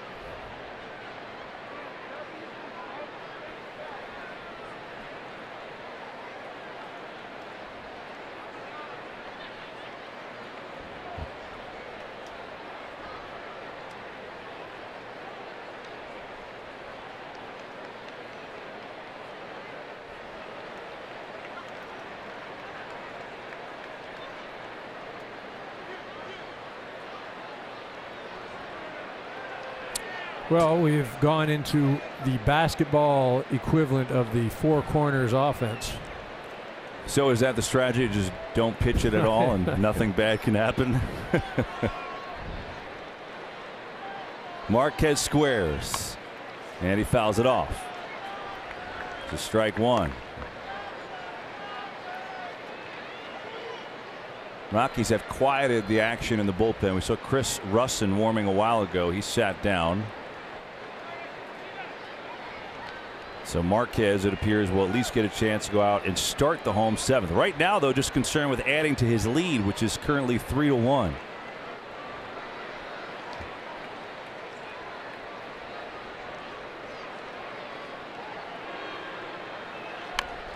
Squares the bunt.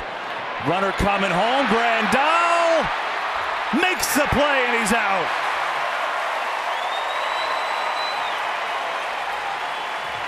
A heck of a play by Grandal. He goes out, grabs the ball himself, then has the wherewithal to get it in his glove and reach out and tag the runner. Watch this. Really a great job there. See, Grandal goes to his knees. He gets out there, grabs the ball, gets it in his glove.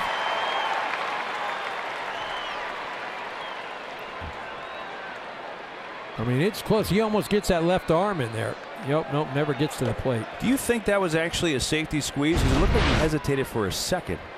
Or do you think he was just coming home? I think it probably was a safety squeeze, and he just figured the minute he saw Grandal go out after the ball and leave home plate, he thought he saw a window and could make it. It's really a heck of a play. It really was. Grandal made an absolutely fantastic play there. And so still, though, not out of the woods, because runners on first and second, and with an excellent hitter, DJ LeMahieu at the plate. LeMahieu doubled and scored back in the fourth inning. Hit into a double play his last time back in the fifth.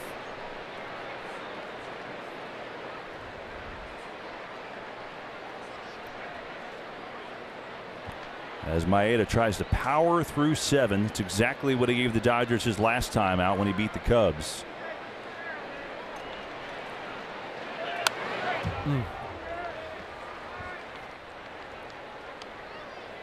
Maeda had a big cut right there on a fastball.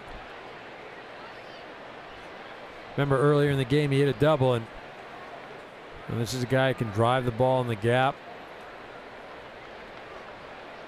Got Ionnet on second. Marquez over at first.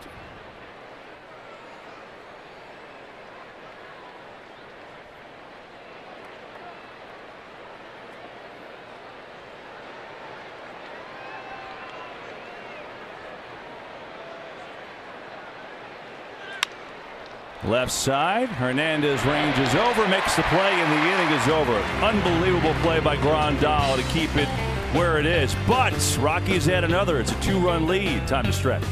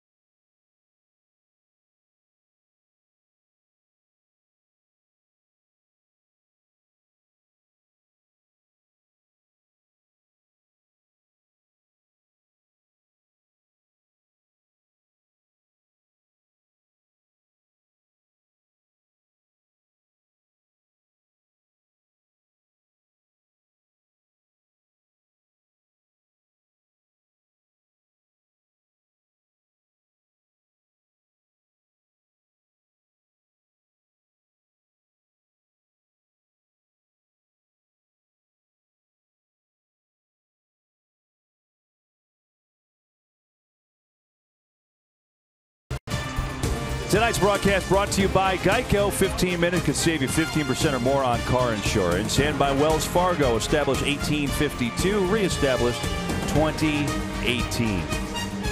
Time for tonight's game summary, sponsored by Budweiser. It's pretty simple, EK. It's been well pitched. It really has. Kenta Maeda has done a fantastic job. Really, the ball that Ian Desmond hit, Maeda drove in a run later on. Marquez has been one pitch, and that was to Kike Hernandez. Marquez has been great.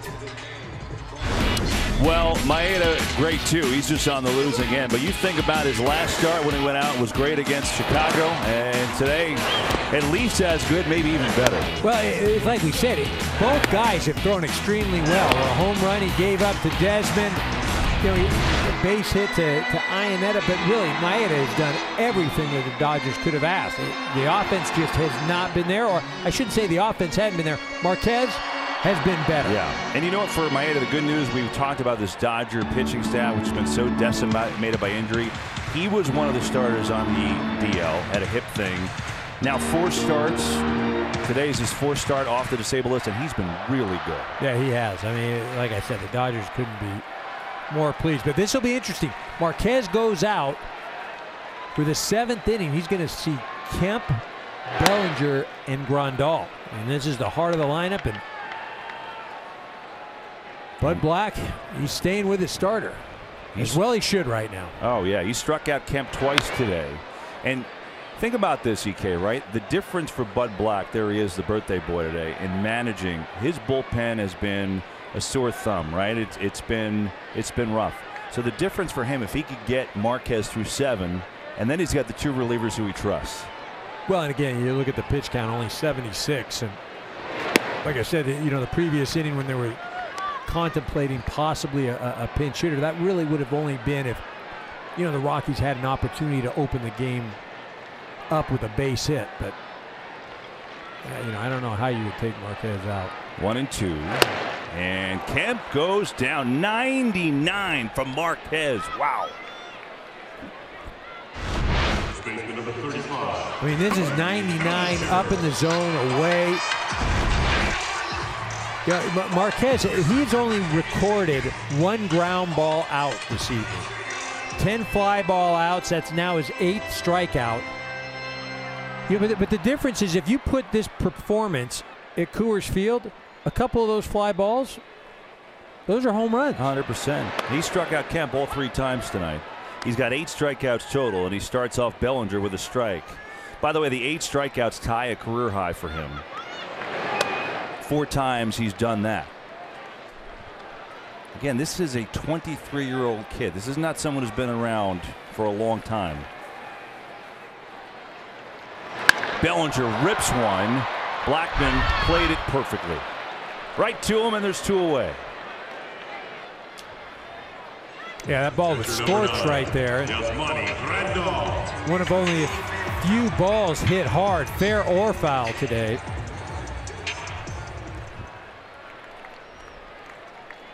And so that'll bring up Grandal. Dodgers catcher is 0 for 2 so far today with a couple of pop-ups. And we talked about it earlier. Lefties against Marquez have beat him up this year, over 300 against him. So Dave Roberts put 5 left-handed hitters in the lineup. They're 1 for 11. 1 potentially for 12. Yep. That's that. A quick 7 for Marquez. 8 pitches. 3-1 Colorado.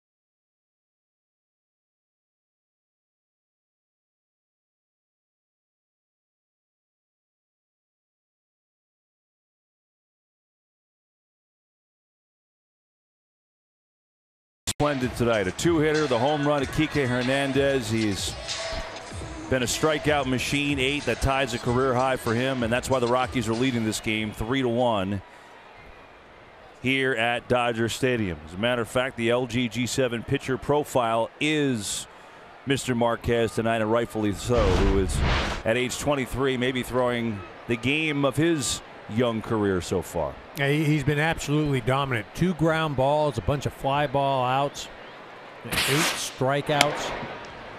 I mean, the Dodgers just, they haven't had a lot of good swings. Kike Hernandez belted that ball out, and Bellinger hit a rocket to center. But when you see this, you can understand why Colorado thinks, okay, yeah, you know what, we're going to go on a run.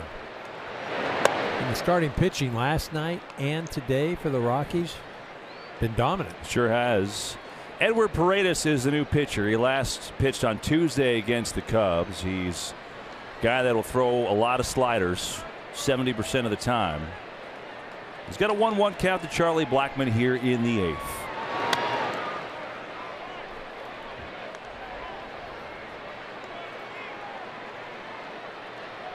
She had a ground out in the 6th, but Blackmon had a big at-bat, his second at-bat of the game. No score. LeMahieu on second, drove the ball to center to get LeMahieu to third, and eventually scored. Blackmon the other way for a base hit, and the leadoff man is on for Colorado.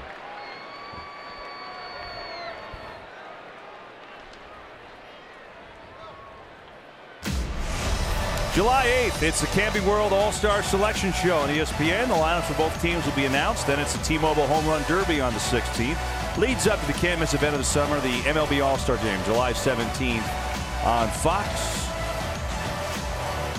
And we got a double switch going on here. Dave Roberts going to his bench. Paredes came on to face the lefty Blackmon, and sure is not going to face Arenado, who destroys lefties. So see you later, Edwin Paredes.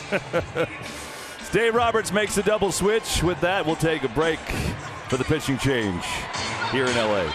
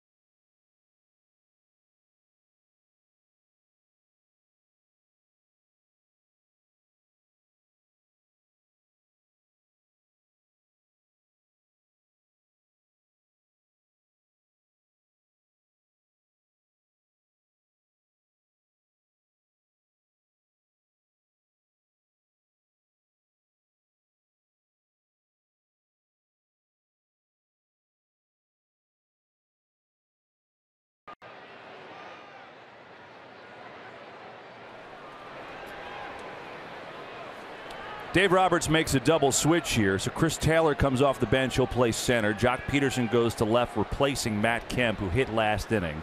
So the pitcher spot will go in the 3-hole for the Dodgers. Taylor will bat 9th. And Daniel Hudson is the new pitcher facing Nolan Arenado. Big man comes in and going to go right after you. Hard thrower. Even had a start earlier for the Dodgers this year.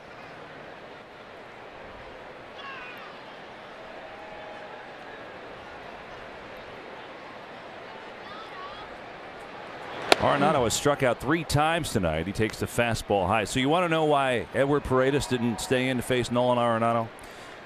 Yeah, I do. Go ahead. Well, you know, but I'll say it anyway. I want to hear it. His number against lefties, he hits .420. Oof.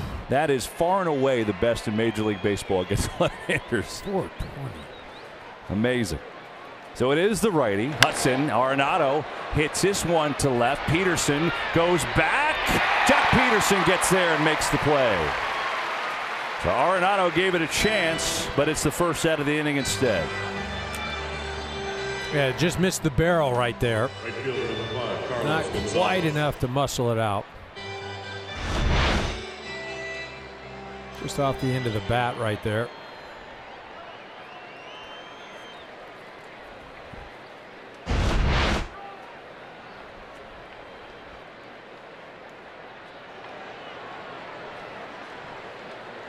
So here's Gonzalez. Overall, you see him on the season 269, 300 in the month of June, though. I don't think this is a good matchup, though. Hudson is going to go right after him here. And not sure he's going to be able to catch up. He struck out the last 2 times up tonight. That was against Maeda. All of a sudden, you're adding 7 miles an hour to your fastball here. Right.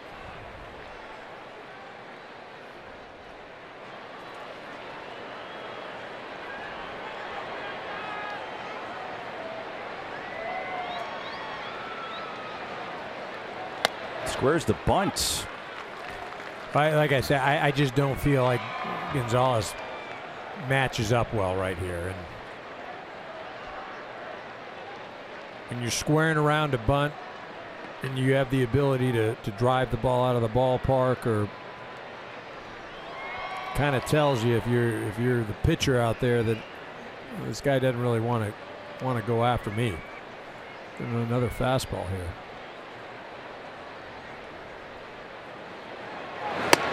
You called it, not even close. Gonzalez a strikeout victim, and Hudson's come on for 2 quick outs. I mean, he just went after me at 3 straight fastballs and really didn't have a chance on any of them.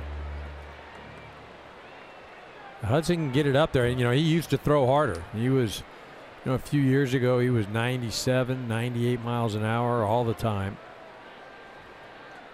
Had some arm issues. But now a dangerous hitter with Trevor Story, who has 1 for 2, a double, a run scored, and a walk here tonight.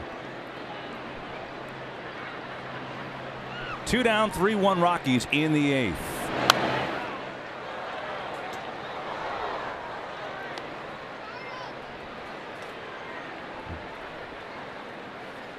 Let's go down to J.P. Morosi. Well, Kevin, Eric mentioned the life that's still on Daniel Hudson's fastball. Remember this about him. He has undergone 2 Tommy John surgeries.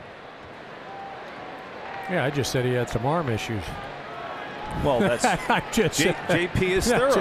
That's why we have our insider down on the field. Arm issues and 2 Tommy Johns are two different things. And I did not know that he had 2 Tommy Johns. My man JP picking me up big time right there. We had Johnny Venters for the Rays this year, coming back from 3 Tommy Johns. That's God, and he was filthy for the Braves when he first came up. Sure was. Story fouls it back. That's 96.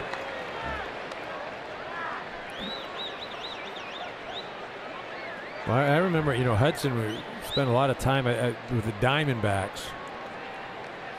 And that's where I remember he just, I mean, as hard as he threw, and JP mentioned the life on that fastball.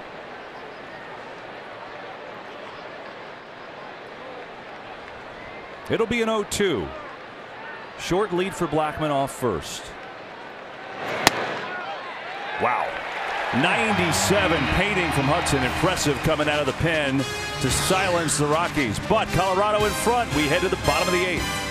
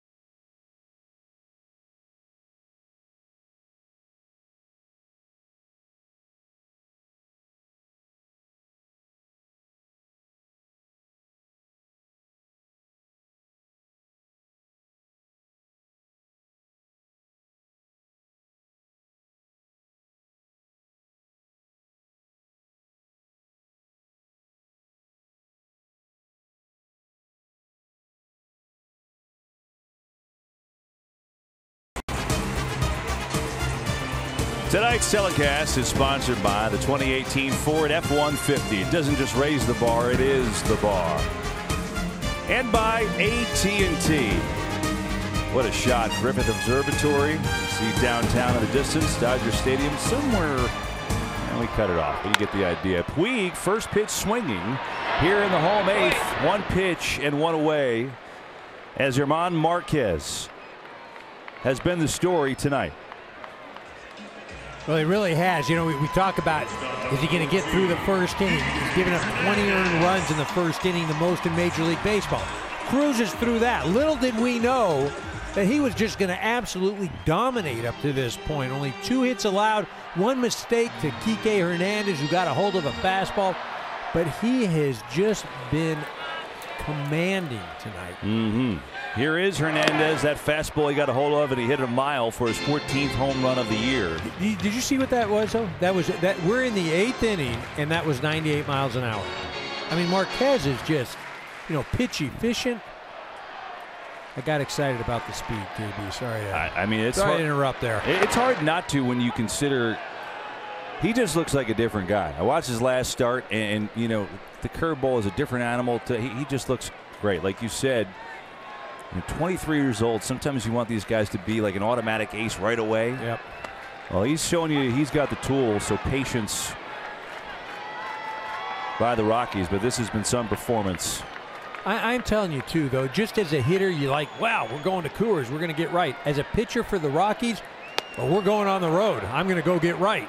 Yeah, I saw that. I saw it. Go ahead. Fastest pitch of the night comes in the 8th inning, 100. Number 26. Happy birthday, Bud Black, huh? I mean, geez. 9 strikeouts for Marquez.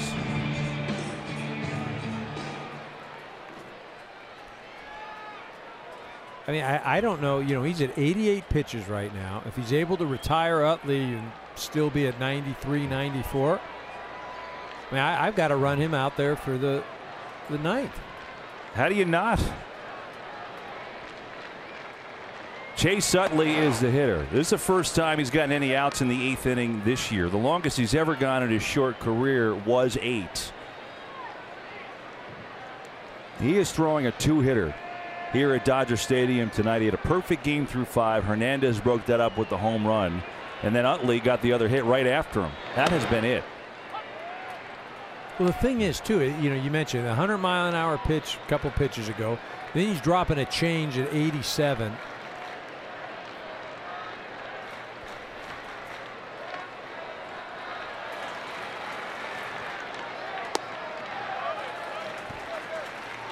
Try to throw a curveball right there. And that's the 21st, I think the 21st curveball he's thrown. He's got 12 strikes on that pitch tonight. 8 of them swings and misses. 2-1 to Utley. To first, hot shot scooped up by Desmond. It's a 1-2-3-8 for German Marquez. 9 pitches. We go to the 9th. Rockies in front.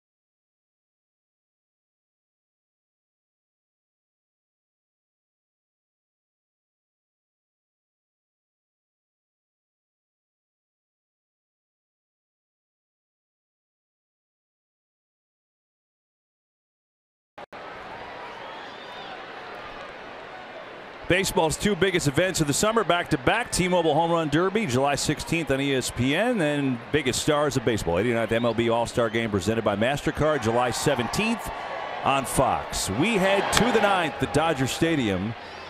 And it has been a pitching clinic by German Marquez, who's throwing a career game for the 23-year-old. He has been absolutely dominant tonight. And he's going to get a chance to finish it off, too. Yeah, it sure looks that way. And you talk about dominance.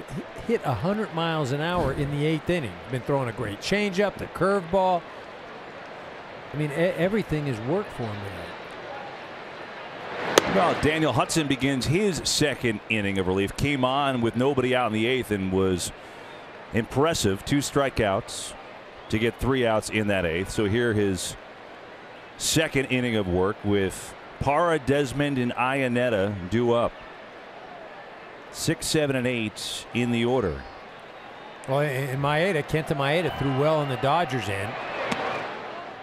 Gave them 7 innings. Hudson coming in the 8th. We talk about the Dodger bullpen, being down right now. Look at the starters for the Dodgers. Rich Hill last night, Kenta Maeda tonight. I mean, they've answered the call. Offense has been stymied. 2-2. Think about this. In the month of June, we told you the Rockies have struggled, right? They're 10-17. They're pitching in the month of June. They've got a 6.34 ERA. And what have they done? They've come to Dodger Stadium and they've allowed 2 runs in the first 2 games of this series. But look, this is a good place to pitch. This is a good place to pitch. As I mentioned earlier, it's probably no different as a hitter. When you go into Coors Field, you get excited. As a pitcher, you come here to Dodger Stadium. You have to face the Dodger ball club, but you for the most part, playing in a pitcher-friendly park.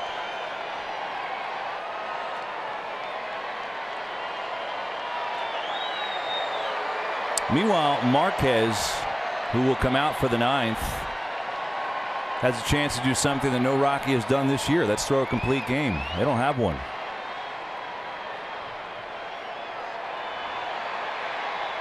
Right now, though, it's Hudson trying to keep it a 2-run game with a 2-2 count to Parra. Parra to left, deep. Peterson on the run, racing back. Good play. Jock Peterson made it look easy.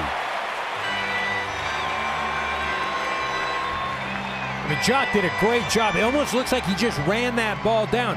I don't know that he got a great jump on that, but once he recognized where that ball was headed, had no regard for his body, just going. He knew that fence was going to be coming up on him quick. It's a fine catch right there. That was like the old fly pattern, having the receiver run under the football, right? Really an excellent catch. So now it's Desmond who's been a factor in this game. He's got his 17th home run of the year. And it's strike 1 to Desmond.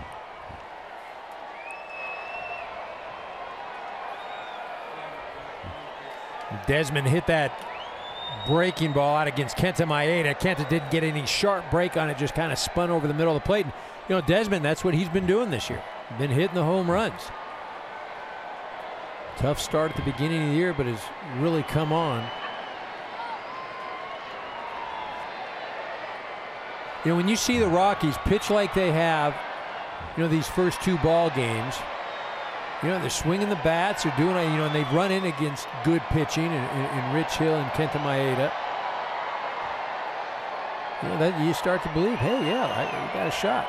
It looked right there. I'm not sure that he's coming back out. Well, he took the wrap off the arm, and was that a hug? Was that a high five? That's the telltale. Yeah, I think he's done. I mean, he wants it.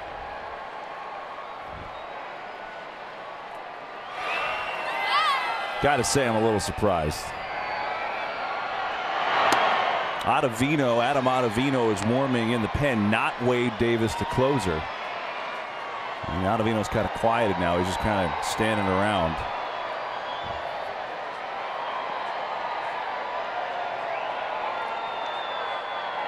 Two and 1 to Desmond.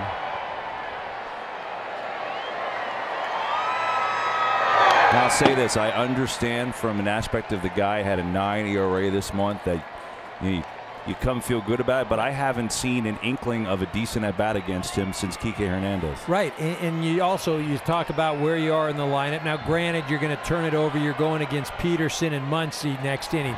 So, when you look at it that way, you say, okay, Peterson, again, is hit the ball well against him historically, has a couple of home runs. You got that left-handed hitter. And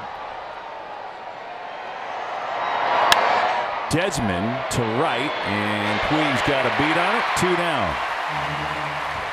I mean, look, from an emotional standpoint, you want to see him go out there and throw a complete game. You want to see that from it. But the reality is, Bud Black, this guy has got a great start right now. You want him to feel good about what he did. You don't want any blemishes. The last time I watched him go out another inning to face Jock Peterson, it didn't end well. This is the right move. It's the right move. I think the mental side as much as anything, right? And Bud Black knows. And nobody knows more than him, who was a real good pitcher in this league, a pitching coach for a long time in this league, and obviously now a manager, about that with a 23-year-old kid who's gotten his backside beaten in for the last 6 weeks. And look, Ottavino, I mean, him going on the disabled list really changed the complexion of the bullpen, and it's a big part of why they weren't able to succeed in June. And this guy, he's filthy. I mean, he's got as good a stuff as anybody on the Rockies staff, and looks like we'll see him in the ninth.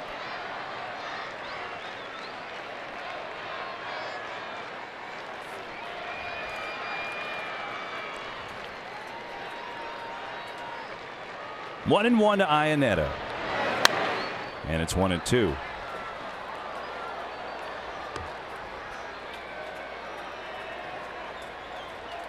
Yeah, Chris had a real big at-bat in that 7th inning. Made it a 3-1 ball game. 2-out single up the middle.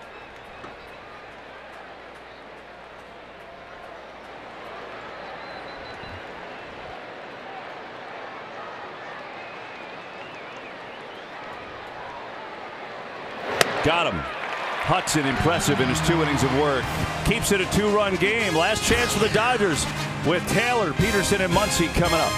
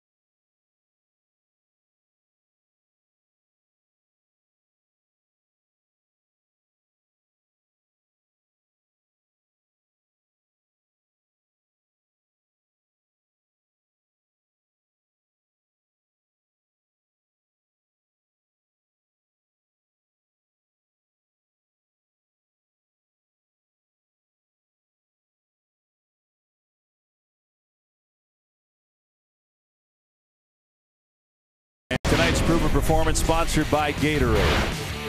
It's this guy, German Marquez, who was spectacular.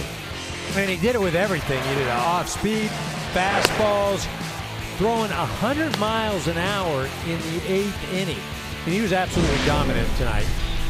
Now it's Adam Ottavino to try and come out and get the save, and it's strike one to Chris Taylor, who came on in that double switch. So it's 9-1-2 in the order. Ottavino has been maybe the best reliever in the National League outside of Josh Hader in Milwaukee. Now, he has given up runs, though, the last 2 outings this week, so he's a little bit human. He was on the DL for a while with a strained oblique,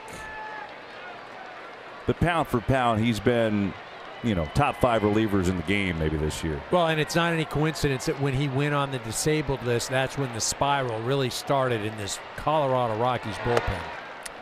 And 3 pitches, and Chris Taylor is down on strikes, and that's why. Well, I don't think he does look human at all right there. That was just 3 pitches, sit on down. You know, look, you talked about before he went on the disabled list, he had a .92 ERA. .92. You know, since his return, you know, he's still getting his feet wet. It's just a bit over 3. But when you see something like that, I don't care if his ERA is 10, 20, 30, or 0. That just, the movement, the dominance right there. Like I said, happy early birthday, Bud Black. Now it's Jock Peterson. Dodgers down by 2. Peterson first pitch swinging. 2 down. It is interesting, though, that Wade Davis, who is the team's closer, is not the choice tonight. Now, he gave up a home run last night. He has worked the last 2 nights. So there could be a little fatigue there. Well, Ottavino, as you mentioned, he's the Rockies equivalent of Hader in Baltimore. I mean, excuse me, Milwaukee. And you know what Andrew Miller, when he's healthy, is in Cleveland. You know, he's that type of guy that you bring in the high leverage situations because he can pitch with anybody. Muncy is the hitter and takes a slider for strike 1 as the Rockies trying to shut this thing down and 2-hit the Dodgers here tonight in LA. Muncy 0 for 3 tonight.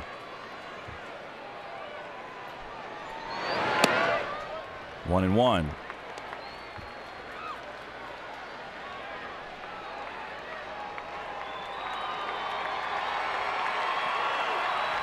Ottavino trying for his 2nd save on the year. 1 and 2. I mean, Ottavino just has so much movement. The fastball, the slider.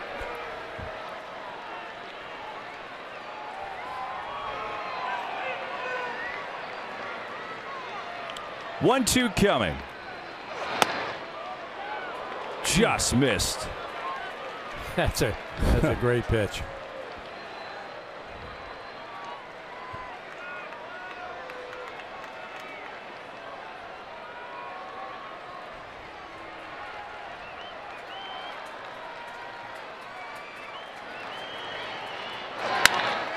Muncy keeps it alive with a base hit.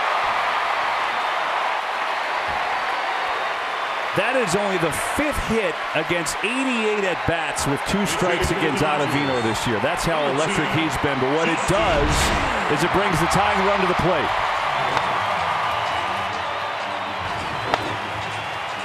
Saw that pitch, it ran away, but it stayed elevated. Muncy does a nice job of shooting it back up the middle and going to give Big Red Weston Turner a chance to tie this ball game up with 1 swing of the bat. Remember, this is the pitcher spot after the double switch. It was Matt Kemp early in the game. So here is Turner, who got the day off, who hit a homer last night against Wade Davis.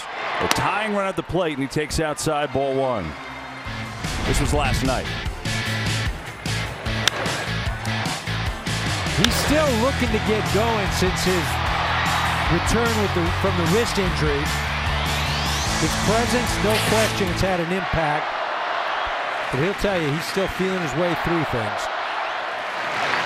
2-0. But to your point, he's shown signs now. 8 of his last 19 with 3 home runs in the last 6 games. I'm talking to him earlier. He said, yeah, it's starting to feel better. Yep. Big spot. Tying run at the plate in the 9th as Dodger Stadium comes alive.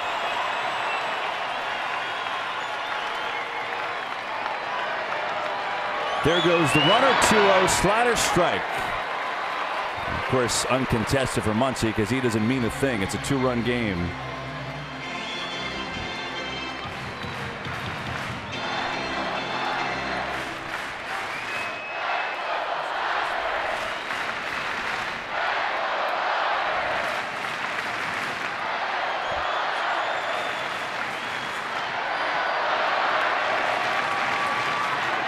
The 2-1, 2-2.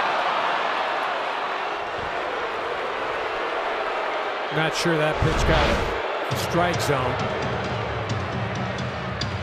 Ball probably a couple inches off. Maeda does a nice job of bringing it back over the plate. 2-2 to Turner. Trying to keep this game going. Ottavino looking to save it.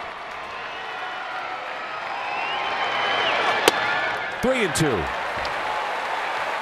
If Turner can get on, Bellinger is the on-deck hitter, and he would be the winning run. So I got to think Ottavino's going to go with this slider right here. That's his favorite pitch. I'm going to talk about it right here.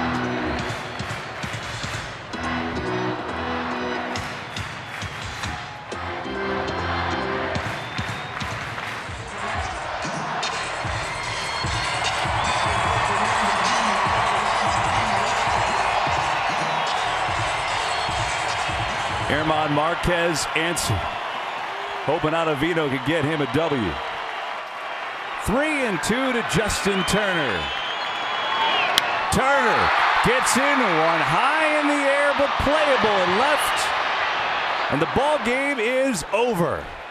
Turner gave it a ride, but Ottavino does the job, and the Rockies have won the first 2 games of this series here at Dodger Stadium. 3-1 Colorado on the gem by German Marquez, who went 8 innings tonight, and the Rockies come out victorious. We'll be back to wrap it up from Dodger Stadium after this. Come back with us.